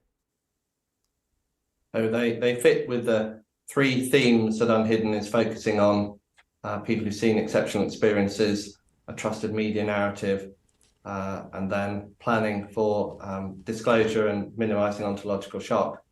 So the first one, the UK government should publicly acknowledge that UAP sightings and other forms of exceptional experiences are real.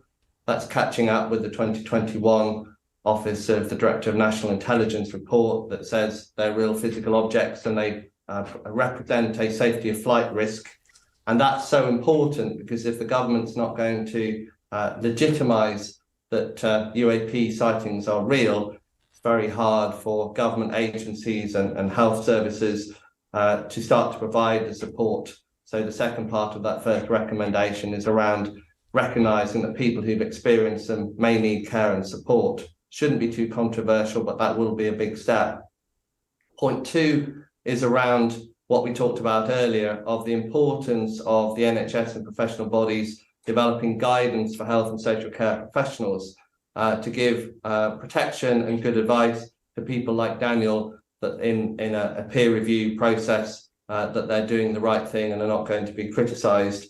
And we bring in also the non-judgmental and evidence-based manner, which of course echoes the work of Professor Thomas Ribeiro that I talked about earlier. Then the third recommendation is around the UK government providing credible information. And that is the starting point, that we need to be able to rely on governments. And wouldn't it be nice if they had the duty of candour and they put citizen autonomy forward, like we talked about around doctors and their approach to disclosure. And then the fair and proper reporting of the media of newsworthy stories, particularly the mainstream media media what should be covered, but also avoiding some of the more extreme and more frightening aspects of the media's coverage. Then the fourth one is around more research, considering the medical and psychological aspects of how the general population might react to disclosure. And Daniel's doing some great research around personality types and disclosure, but a huge amount more could be done. And it feels like we're developing a plan of guesses and a little bit of supposition. And this is so important, we need more than that. We should be identifying the vulnerable individuals, groups and communities and what sort of help might be beneficial, because as Daniel says, not everybody's going to be affected equally. And then the fifth one is around wanting and needing a plan. And it's interesting to note that there was a Royal Society meeting back in 2010.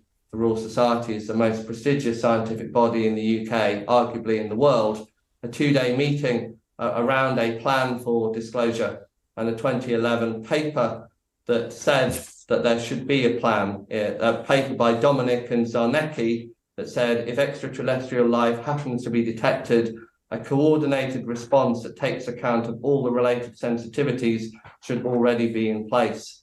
Well, although we might have the early signs of a plan from the Department for Science, Innovation and Technology, we don't yet have a plan. So our fifth recommendation is that the government should develop a plan that brings together multiple branches of government and community groups as a single open shared endeavour, putting people and their well-being first.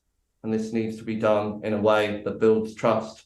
And all of this is underpinned by better conversations with government, with the NHS and professional bodies, with the media, and with people who've had exceptional experiences. So those are our 5 recommendations, and we hope that those in the UK government, MPs, backbenchers and civil servants are listening. Excellent. So John, what are your sort of goals, ambitions and aims for uNHIdden in the coming 12 months? So I think there are 3, Matt. First of all, is to build a successful team and a high-performing organization. And I think that has been a little challenging in some aspects of the UAP world. People have, to some extent, worked individually or pointed in different directions, and we won't achieve anything like what we should achieve unless we build a successful team. And we have a fantastic medical advisory board and other friends of uNHIdden who are very supportive. So we're moving in the right direction, but there's more to be done to build and cement that team. The second is we're going to really hope and try that we're going to make a breakthrough in terms of relationships with government, that we can get the appropriate amount of challenge from opposition and appropriate engagement with civil servants. It's very tricky for them to engage with an organisation like ourselves. I hope we're building the trust and credibility through the white paper and in interviews like this, that they will feel that we're an organisation they can have a conversation with, and we're going to behave very responsibly on the back of that conversation, keeping it confidential and discreet when it should be. And then the third, of course, is we want to make significant strides in the direction of patient care. And that will probably initially be around the development of guidance and protocols. uNHIdden is not at the moment providing consultations or referrals. And indeed, it is not for a small charity to take onto its shoulders the burden of providing psychological care to potentially quite large numbers of people. That's for government, for health services and agencies to do. But we need to make some strides towards looking after the people that we're here to look after, people who've had exceptional experiences and are anxious or frightened and don't feel they can access the care that they can. So those are the three priorities for the next 12 months, Matt. Excellent. Okay, so if you have some more time here, I would love to put some audience questions to both of you. Is from great, excellent. So this is from D-Rod. Thank you very much. He left a very nice $20 super chat. Thank you for your support. Can you ask each doctor, which I know, John, you're not a doctor, but you can play one on TV right here. Ask each one. Sorry, I can't talk. Their most profound example brought forward by a patient causing severe ontological shock. So what would be the one example that both of you have heard of from a patient, or John, I know you don't have patients, but maybe from other people that have had these exceptional experiences? What are one example that created ontological shock for them? Daniel, I'll put that to you first. All right. John, if you got any ones, because I'm just finding some direct quotes from one of the research projects I sort of did. So these are some direct quotes from people who were experiencers, and this is from that. Let's see if I can find a good one. Here we go. So this is at the moment of seeing a UAP for the first time, it was outside the front of their house for this one. They said, you just start to psychologically disintegrate because it takes away everything you thought you knew, and it doesn't take it away overnight. It takes it away in 1 second. And then another one said, it made me explore other concepts like who are we? Where are we from? Where are we going as a species? These burning questions came to my mind. And what happens when we die? Where does that energy go? It was almost like it opens a door and you fall and you start asking all these fundamental questions. So, yeah. Yeah. John, any stories you'd like to relate? The first thing I would say is in the last 12 months, it's been my privilege to have conversations with people who've shared their exceptional experiences. And I use the word privilege very warmly. It's been an honor to hear what they've had to say, and it's broadened my approach to life and the nature of reality. So I'm very grateful for the conversations that I've had. And it goes back to the enriching nature of listening to people who have that to share rather than discrediting them or treating them with stigma. And one of the people I spoke to who's given us permission to quote him by name, and this is on page 35 of the white paper, but I won't mention his name on the show. He told me about his experience, and he said, echoing what Daniel said, he said, your whole worldview shatters. It makes you wonder what else is real. I keep asking, am I living a lie? So profound stuff and important stuff that people want and need to talk about. Absolutely. It is both profound and important. And it's important that we be able to speak about this without fear of ridicule, without fear of being told we should be ashamed for looking into this, being told that there's something wrong with us looking into this, or maybe that there's something mentally wrong that caused us to experience these things. All of that needs to disappear so people can have an honest conversation with themselves, with their spouses, with their families, and certainly with their clinicians. We have another question here from Casey Ryback. Where are the parameters and statistical values being presented? About what? I'm guessing she means. I'm guessing she means on this topic. Are studies or whatnot, or what little studies have been done, are they being presented at places like the Soul Foundation or other think tanks? What two papers, neither of which are mine, but they're very, very good papers and you should look them up. One is called A History of the Scientific Approach to Unidentified Anomalous Phenomena, and it's by Tim Lomas, and it's in the Journal of Scientific Exploration, and it was released March this year. Very good paper on the history of all the different programs. Then there's the, also by Tim Lomas, that was late last year in the Frontiers of Psychology, I think it was. And the paper is A Global Picture of Unidentified Anomalous Phenomena Towards a Cross-Cultural Understanding of a Potentially Universal Issue. They are two fantastic evidence-based science papers that kind of cover a large chunk of the history and the global aspect of it. And if you want the statistics on my study, it's in the study. It's in the paper. Excellent. Casey's also asking, is there a place where metamaterial analysis or data is being presented? I know that's a little bit off topic from what we're speaking about with the mental health aspect, but any thoughts? That'd be a Gary Nolan area, I imagine, as to where these sort of materials are sort of being housed. One thing I had a volunteer student who collated for me all the different places you could record UAP sightings, different organizations around the world, and not one of them was collecting the same thing. So that's a bit of a problem, that there's no agreed upon gold standard of what on earth we should collect in the first place with cases. So everything's all higgity-piggity. Needs to be improved. Agreed. Jonathan Davies, these guys are great speakers. Thank you very much for the compliment. John Edge, or EGE, E-G-E. This is an interesting one. As an experiencer and a mental health professional in Texas, I am grateful for this topic getting air. I would imagine that there are quite a few mental health professionals that are experiencers. Any thoughts on that? John, you want to take that one? There are some. It's not what springs most to mind. I think Daniel's research suggests that experiences are potentially scattered quite broadly throughout the population. We did a little sum. If we've got 650 MPs in the House of Commons and 7% of the UK population has seen a UAP, do the maths. Or if you would say do the math, and similarly the same must be the case of mental health professionals. But I don't think it's particularly attracting mental health professionals into this world. Just want to add sort of one thing perhaps onto the last question. I think Casey was asking around this and data. We're very fortunate to have 4 ambassadors for uNHIdden who are supporting our work. We have Beatrice Villarreal, so I see she's on your show soon. Matt, we also have Tim Galladay.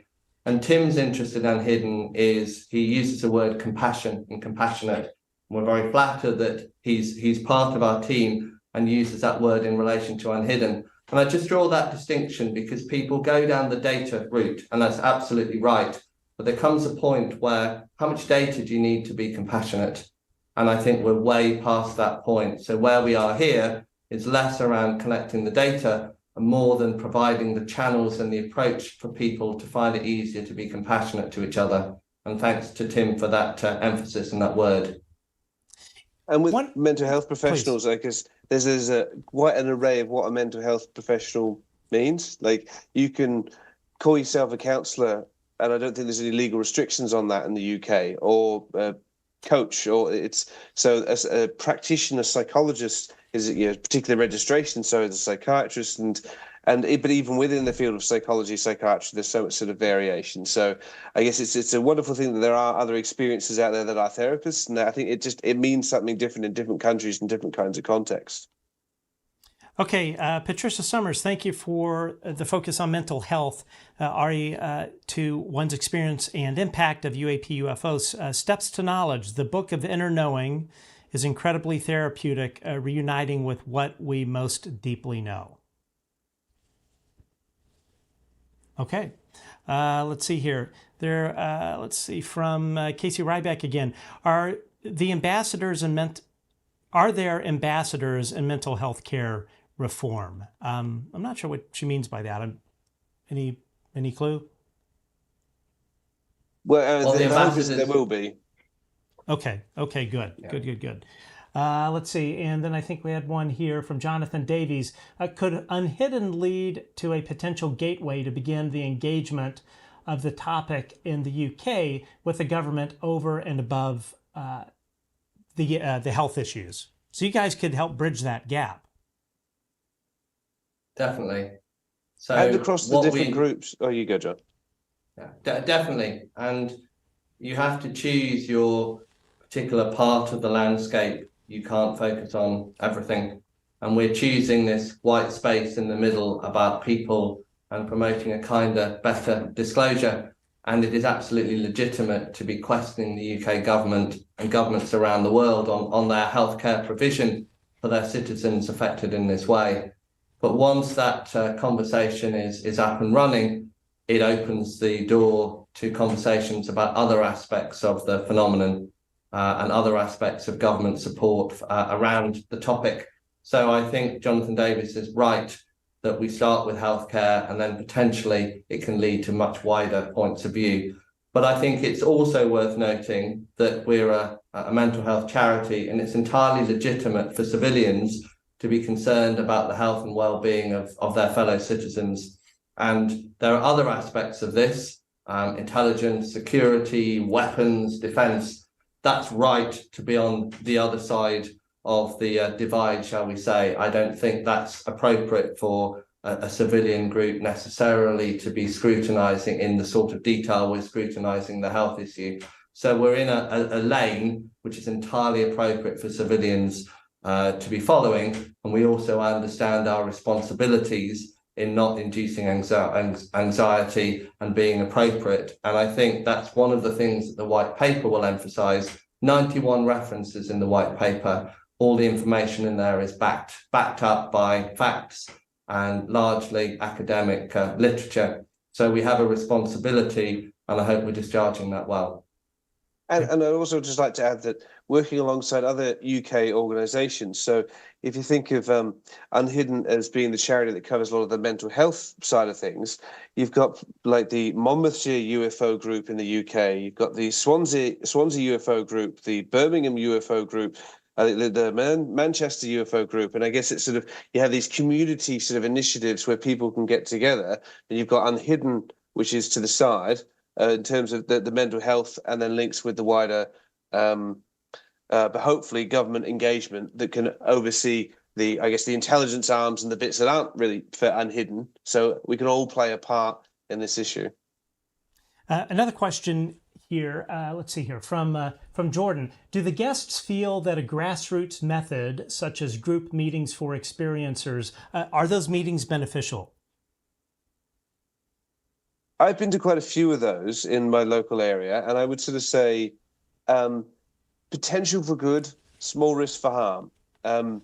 Now, I guess most of that I've been to are, as I would kind of expect, quite high in conscientiousness. They're people that are getting together literally to usually out of their own pockets, pay for a place for people to just go and at least share some of their experiences, and have different speakers to help educate people on the topic, which is fab, and also support and community. I mean, people going to church has certainly died down over the last 100 years, and so we don't have the church or the place to convene as much as we once did. So some of these UFO groups seem to be places where lots of like-minded people can get together, and it's the one place of solace where they can feel like they can speak freely.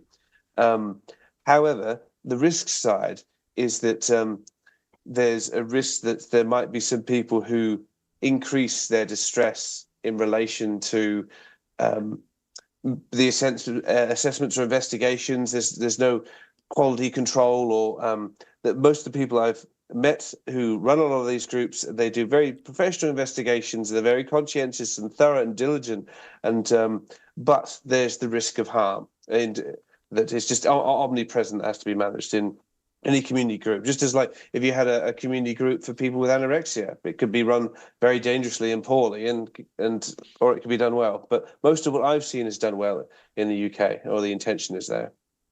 One, and we'll wrap it up here, but one interesting story. So a good while back, there's a friend of mine that's a very well-known political operative in Washington. And this individual has helped connect me with various people on Capitol Hill. So this person understands what I'm doing in terms of the phenomenon, had never experienced anything at all. And I think it was after knowing this person for about a year, my cell phone goes off on a Friday evening, and it is this person. And this person is distressed on the phone. And this particular person owns a beach house on, we'll just say, a coastal city on the eastern part of the United States, had a big dinner party.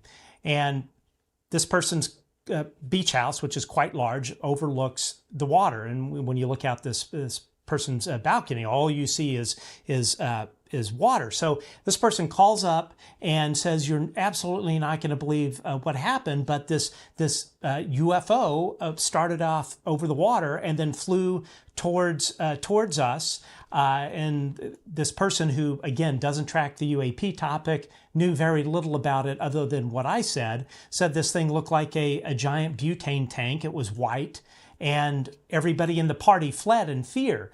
So this person was looking for answers. So I called up a friend that used to be in the UAP task force and said, "Hey, would you mind talking to this person and finding out or seeing what you think if this person really saw something?" So I arranged a three-way call. I sat on the call, and this person that was on the UAPTF asked a bunch of questions. They were very focused questions. One of them was a control question. There's a particular thing that Tic Tacs exhibit, a physical appearance that 99.9% of the people are not aware of. This person answered the question affirmatively, and so I got off, talked to my friend from UAPTF, and he said, "Yeah, this person absolutely saw a Tic Tac. There's no doubt about it." So this person sent some videos, which at some point I'll get permission to release. The videos are of what looks like several Tic Tac objects a few miles off the coast. And this person, she seemed very happy that they had shared the experience, was happy that they had connected me with folks in Congress who have been advocating on it. And then literally 1 week later, I get a phone call. And this person says, "Oh, I know what I saw. It was Elon Musk's SpaceX launch," and sends me a video. And of course, it is nothing like what this person explained in the previous conversation. But it was, and this very highly intelligent person, well up in the political establishment. But it was clear that over that 1 week period, somebody said something to them that said, "Oh, you saw balloons or a seagull or whatever," but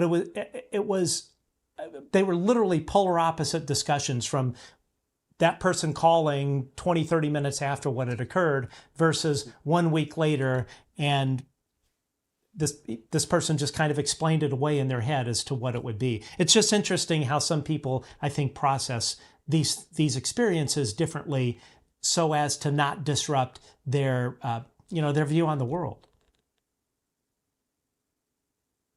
Well, at least they had someone to talk to, Matt, which is fantastic. You were there to have the conversation. Yeah, for sure. Okay, so let's wrap it up here. So, John, how can folks support uNHIdden? How can we find you? We had somebody mention here in the comments if we could please post a link to some of the papers, Daniel, that you were speaking of. So maybe if you could post or send those to me, I'll certainly put them up in the YouTube description. So, John, how can people find you? How can people support you either financially or in whatever way that would help uNHIdden grow and be successful in your endeavors? So you can reach uNHIdden via our website, uNHIdden.org. Please do go and have a look at the white paper. That's on the front page on the right-hand side. Click on white paper and we have a microsite there. We're interested in people to support us, particularly doctors and clinical psychologists. We're working mainly in the UK, but we're interested in people in other parts of the world, particularly for plans that we have in the future. We're not currently taking donations, but we will once we secure the status that allows us to do so. So we can put people's minds at rest that everything uNHIdden is doing is being self-funded. It's certainly not a profit-making exercise. We also are not doing clinical consultations or referrals, so we don't have any data, but would love for people to get in touch. We have a Friends of uNHIdden group, and if you'd like to find out more, then we will put you on our emailing list, and we'll also be very pleased if you follow us on X or on LinkedIn. And LinkedIn is particularly important because we're more likely to get access to MPs and decision makers and civil servants that way, so please do come and find us on LinkedIn.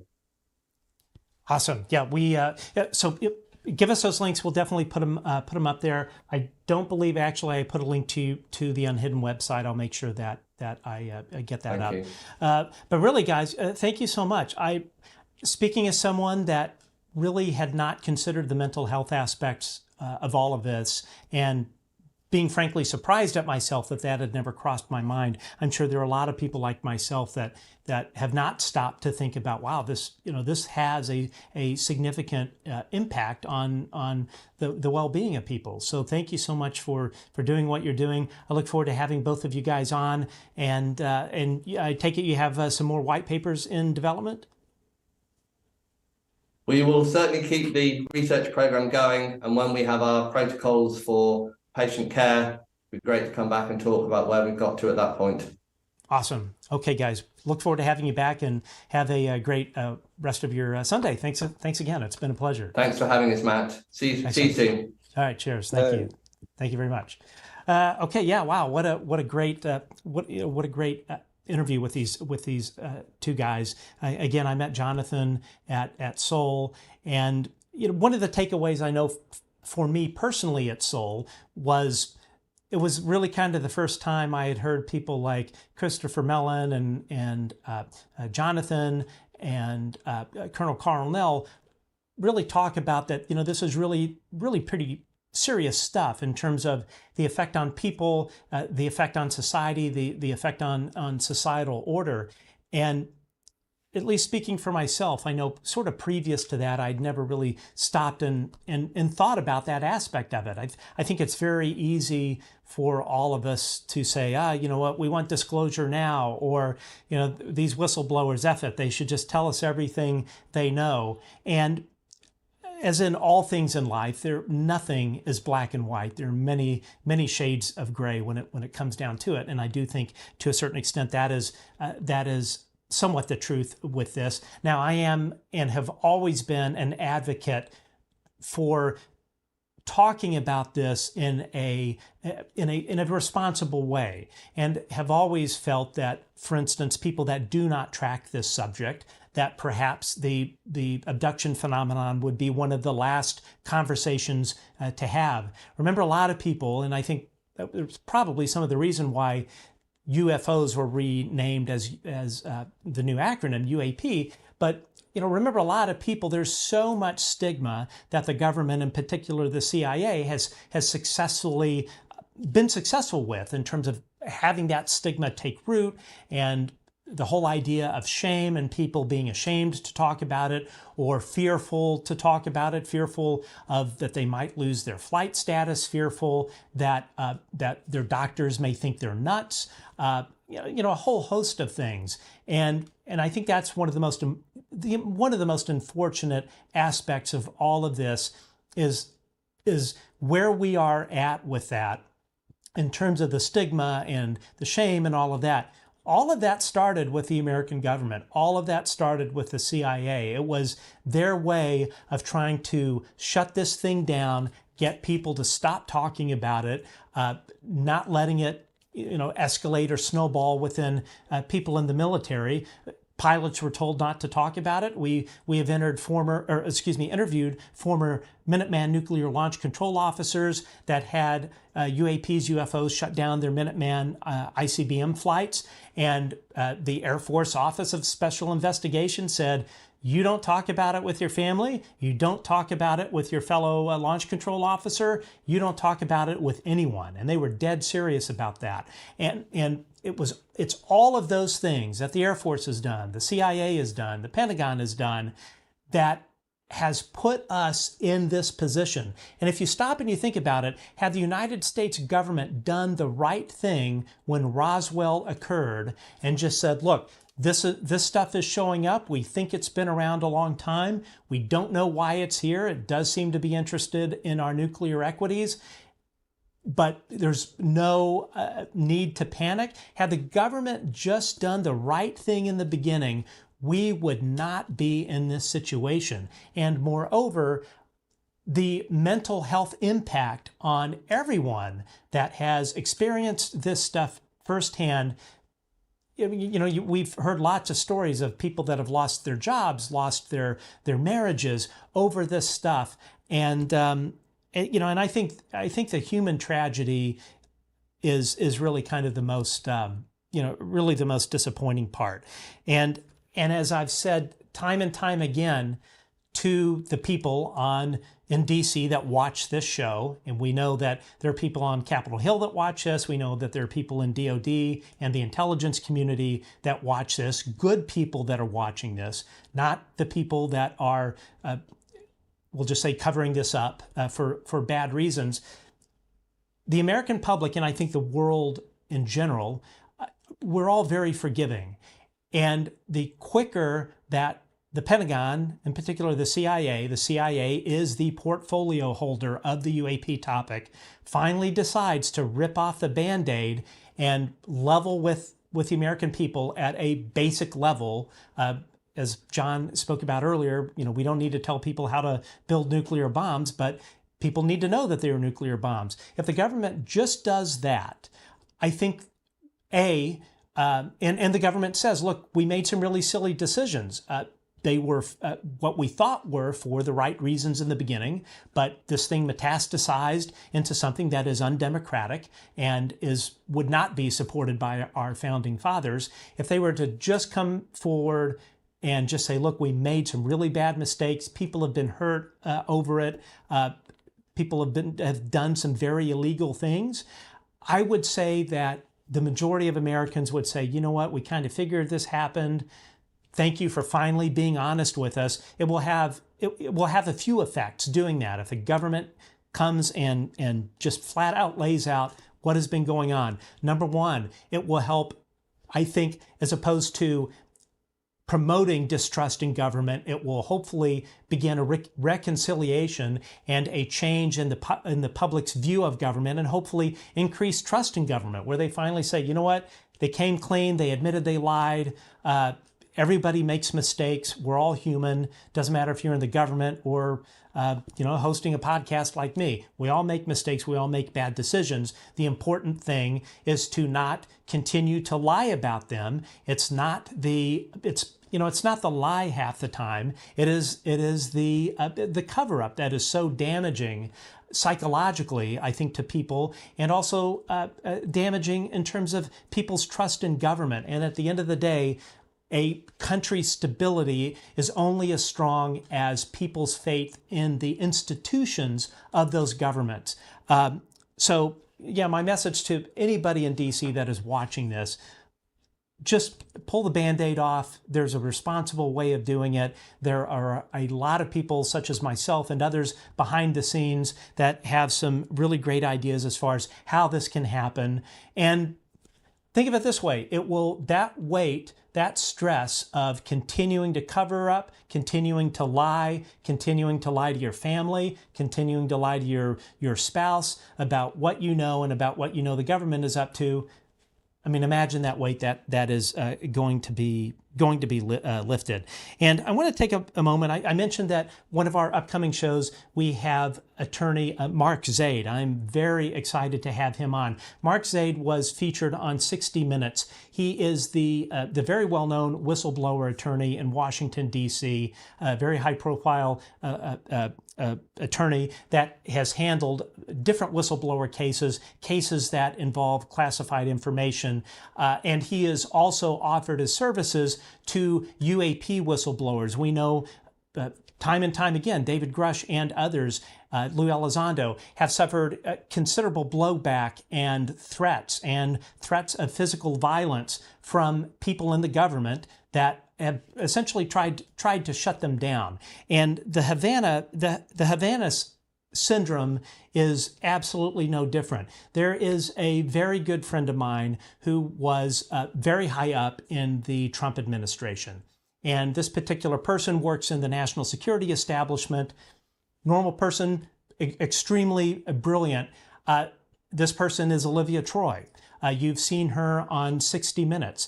And Olivia, to this day, suffers from the health effects of Havana. When she was targeted, she was walking from the Oval Office to the West Wing. And as she was crossing in the hallway to the West Wing, that's when she was hit with Havana syndrome. And she deals with it to this day.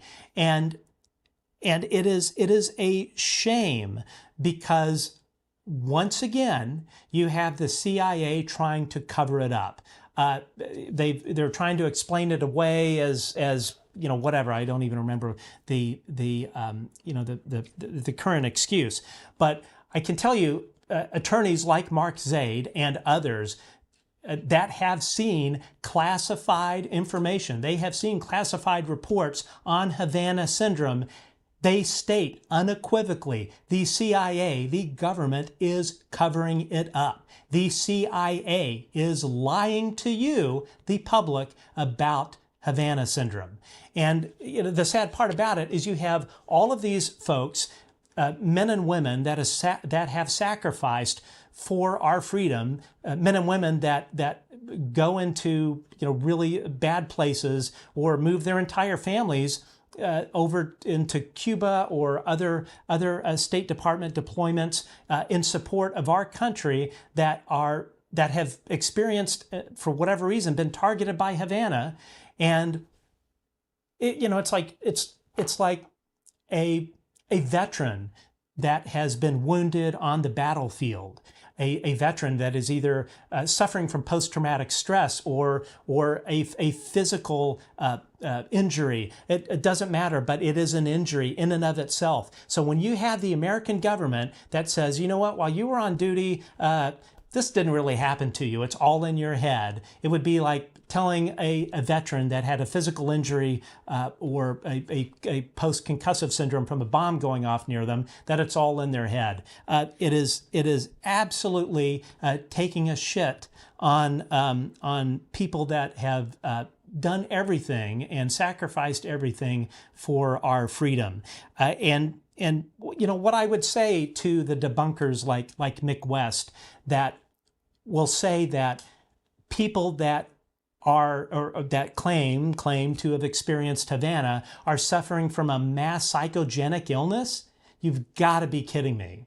And it frankly is maddening. And I think maybe for me it's maddening because I've known Olivia for a very long time. I know her husband, and I've seen firsthand what this individual who has sacrificed an incredible amount for our freedoms, how that person is being treated, how the CIA is saying, oh, there's nothing to see here, it's all smoke and mirrors. And then you have the debunkers, such as Mick West and others, saying, oh, it's a mass psychogenic illness. I think Mick in one tweet said, oh, ringing in your ears, isn't that something that happens to all of us when we get old? Seriously, think about that. And think about, and this is relatable to anybody that experiences the phenomenon. You see something that is so shatters your perception of reality.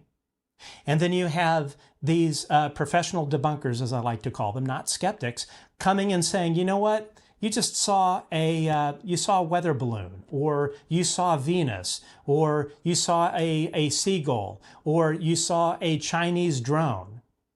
When I told actually a friend of mine about the orbs that have shown up above my house, he told a friend of his that works in the television business as well. And he said, you know what, maybe he just saw one of those HMI balloons. In film, we have these big inflatable helium balloons that have a very strong light source in it. And if you're wanting to light a big area, you float one of these large balloons up. They're about 8 feet long or longer.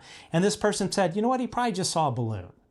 And so I think to myself, how can somebody that has never walked a mile in my shoes or seen what I've seen, or how can somebody such as Olivia Troy that was targeted with Havana in the West Wing and has the physical effects affecting that person today, how do you think all of us feel when you have these debunkers come and tell us essentially that we're nuts?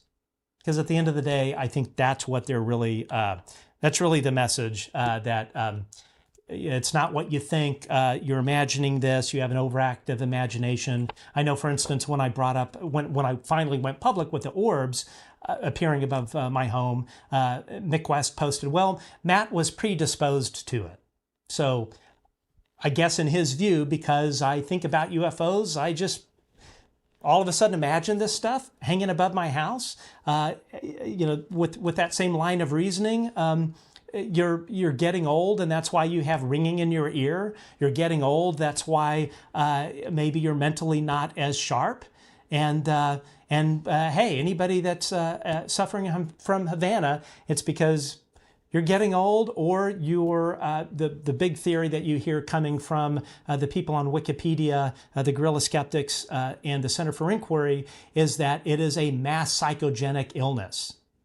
And then the other thing that's kind of maddening about all of it is children have been hit with Havana. Children of people that are working for our State Department have been hit with Havana, because a lot of these people get targeted with Havana at their home or their apartment on whatever country they're deployed to. Children have experienced this. This is well documented.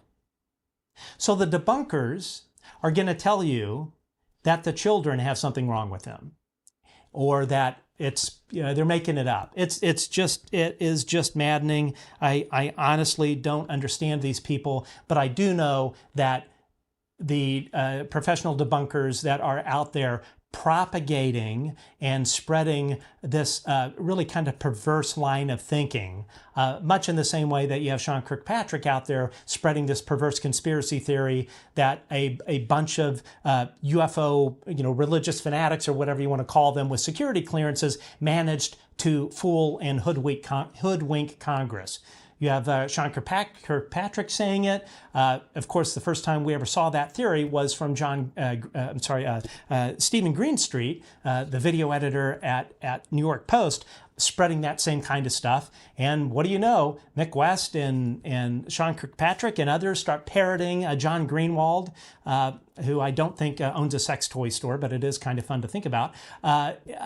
They're all lobbing onto this thing. So I think really kind of my message is, be careful who you listen to. Stop and think, if somebody that is out there tweeting or creating videos seemingly 24 hours a day, 7 days a week, trying to convince you that what you are seeing is not real because they don't believe it, you have to stop and ask yourself, why are they doing that? Why are they spending all of their time on Earth, which our time on Earth is the most valuable commodity? Why would people like Mick West, John Greenwald, Stephen Greenstreet, the Guerrilla Skeptics, and all of these others, why would they spend so much time making stuff up, number one? We saw that with John Greenwald with his recent article about David Grush on the Black Vault. Here he goes and he posts this stuff that he got from FOIA. And if you read it and you read what is in those documents, and then you read what John Greenwald wrote about it and how he characterized what the document said, they are completely opposite. So you have to ask yourself, either John Greenwald is a true idiot, and sometimes, honestly, I've thought he is a government stooge, what's the term? A useful idiot, which is essentially somebody that is doing something, being used by somebody else to do something, and they have no idea they're being used. And oftentimes, I've thought maybe that was the case with people like Greenwald and others. But I think that these folks, they know exactly what they are doing. They are not stupid people. They are very intelligent people, and they are essentially modern day propagandists trying to convince you of something. All of us here that are interested in the UAP topic, I'm not here to convince you that it is real. I know what I've experienced. I have no idea what it is. I have no idea where it's from. I couldn't tell you if it's from Planet P or some weird dimension. I have no idea. But at the end of the day, the government needs to come clean with what they know. Maybe they come out and have proof that it's nothing. And you know what? If that's the case, that is I'm totally fine by that. I'm happy if I don't see another thing. But when you have a group of debunkers, professional debunkers, whom, in my opinion, their sole purpose, other than convincing all of us that we're crazy seeing this stuff, their sole purpose is to discourage the legislative branch, Congress, from looking further into this. Because at the end of the day, that is what the CIA wants to have happen. That is what the Department of Defense wants to have happen. They do not want congressmen and women and our senators to keep digging into this, to keep digging into the allegations from David Grush, Lou Elizondo, and others. They are trying to stick the toothpaste in the tube.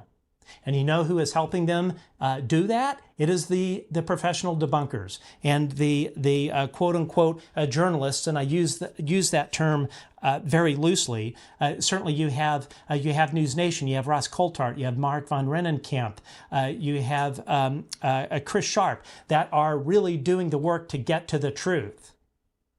But then you have people like John Greenwald. Then you have people like Julian Barnes from the New York Times. Then you have other folks that claim to be journalists, but at the end of the day, they are carrying the water for the Pentagon.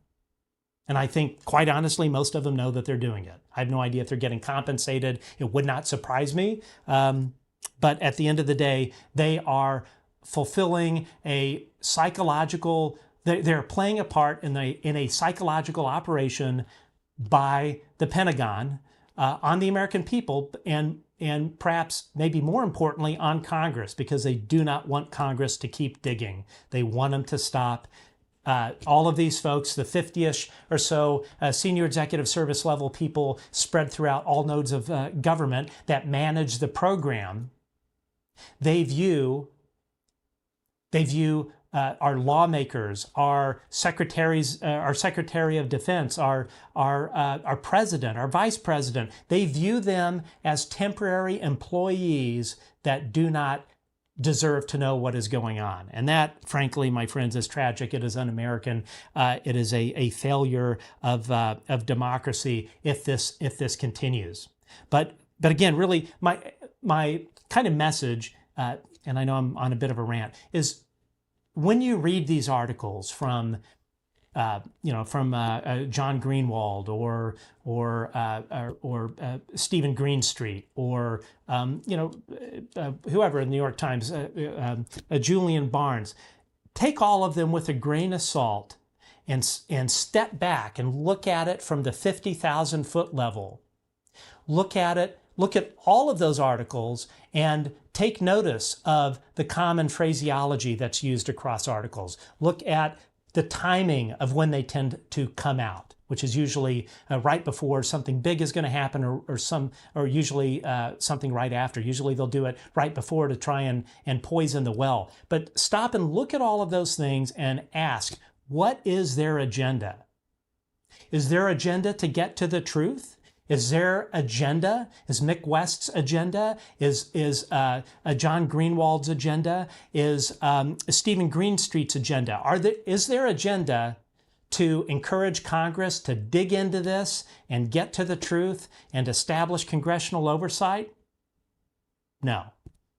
Their agenda is to obfuscate and get people to look away. Anyway, that's it. Again, on our upcoming shows, we will post the links on our YouTube channel tomorrow. So please keep an eye out for that. Hit the whatever it is, a reminder bell. I can't remember half of this stuff. The reminder bell, so you'll get a notification when this stuff airs. And in particular, with Mark Zaid, we are going to pre-tape that interview on a Wednesday. And if there are, his attorney, Mark Zaid, he is very, very busy litigating multiple cases. He's in the courtroom quite a bit. So we have a very finite window that we were able to get him. But do me a favor, shoot any questions that you have on our Twitter and we are at Good Trouble Show on Twitter, and of course we give priority in terms of the questions that are asked to our Patreon followers. So if you're a Patreon subscriber, or if you would like to become a supporter at Patreon, your questions will get priority. And again, also on Professor Avi Loeb, who we're very excited to have on, will change the format slightly. So versus where on this show we try to give about 15 minutes to audience questions, we're going to try and dedicate about an hour to audience questions. So come prepared. What questions do you have for Avi Loeb? What questions do you have for Havana attorney Mark Zaid? And then the other thing, we are doing our best to add a Wednesday show at 5 p.m. It's again, I'm literally a one-man operation. I have my day job as well, and it's a bit challenging just to pull off one show on Sunday, but I do want to do that on Wednesday. We're going to open the aperture, allow for a greater sort of variety of guests that I think you will find entertaining, both in the UAP topic and in other topics as well. So I encourage all of you to tune in. We may have a show coming up this Wednesday, but it's not ready to announce yet. But anyway, thank you very much for the generosity of your time. And folks, again, if you enjoyed the show, we would appreciate it if you hit that subscribe button and, of course, leave a comment. I try to read all of the comments. We get thousands of them now. I try to respond to as many as I can. And also, please tell your friends about us on social media. The more people that watch, the more we can spread our message on what we think is a very important topic, as well as others that are kind of not your mainstream topics. And we are also slow to build on X, otherwise known as Twitter, and would appreciate a follow. Again, on Twitter, you can find us on @Good Trouble Show. I couldn't do the Good Trouble Show because it didn't have enough characters. But anyway, we'd appreciate giving us a follow there. Tell your friends about us. And we will see you, if not this Wednesday, this coming Sunday on the Good Trouble Show. Thanks for joining us.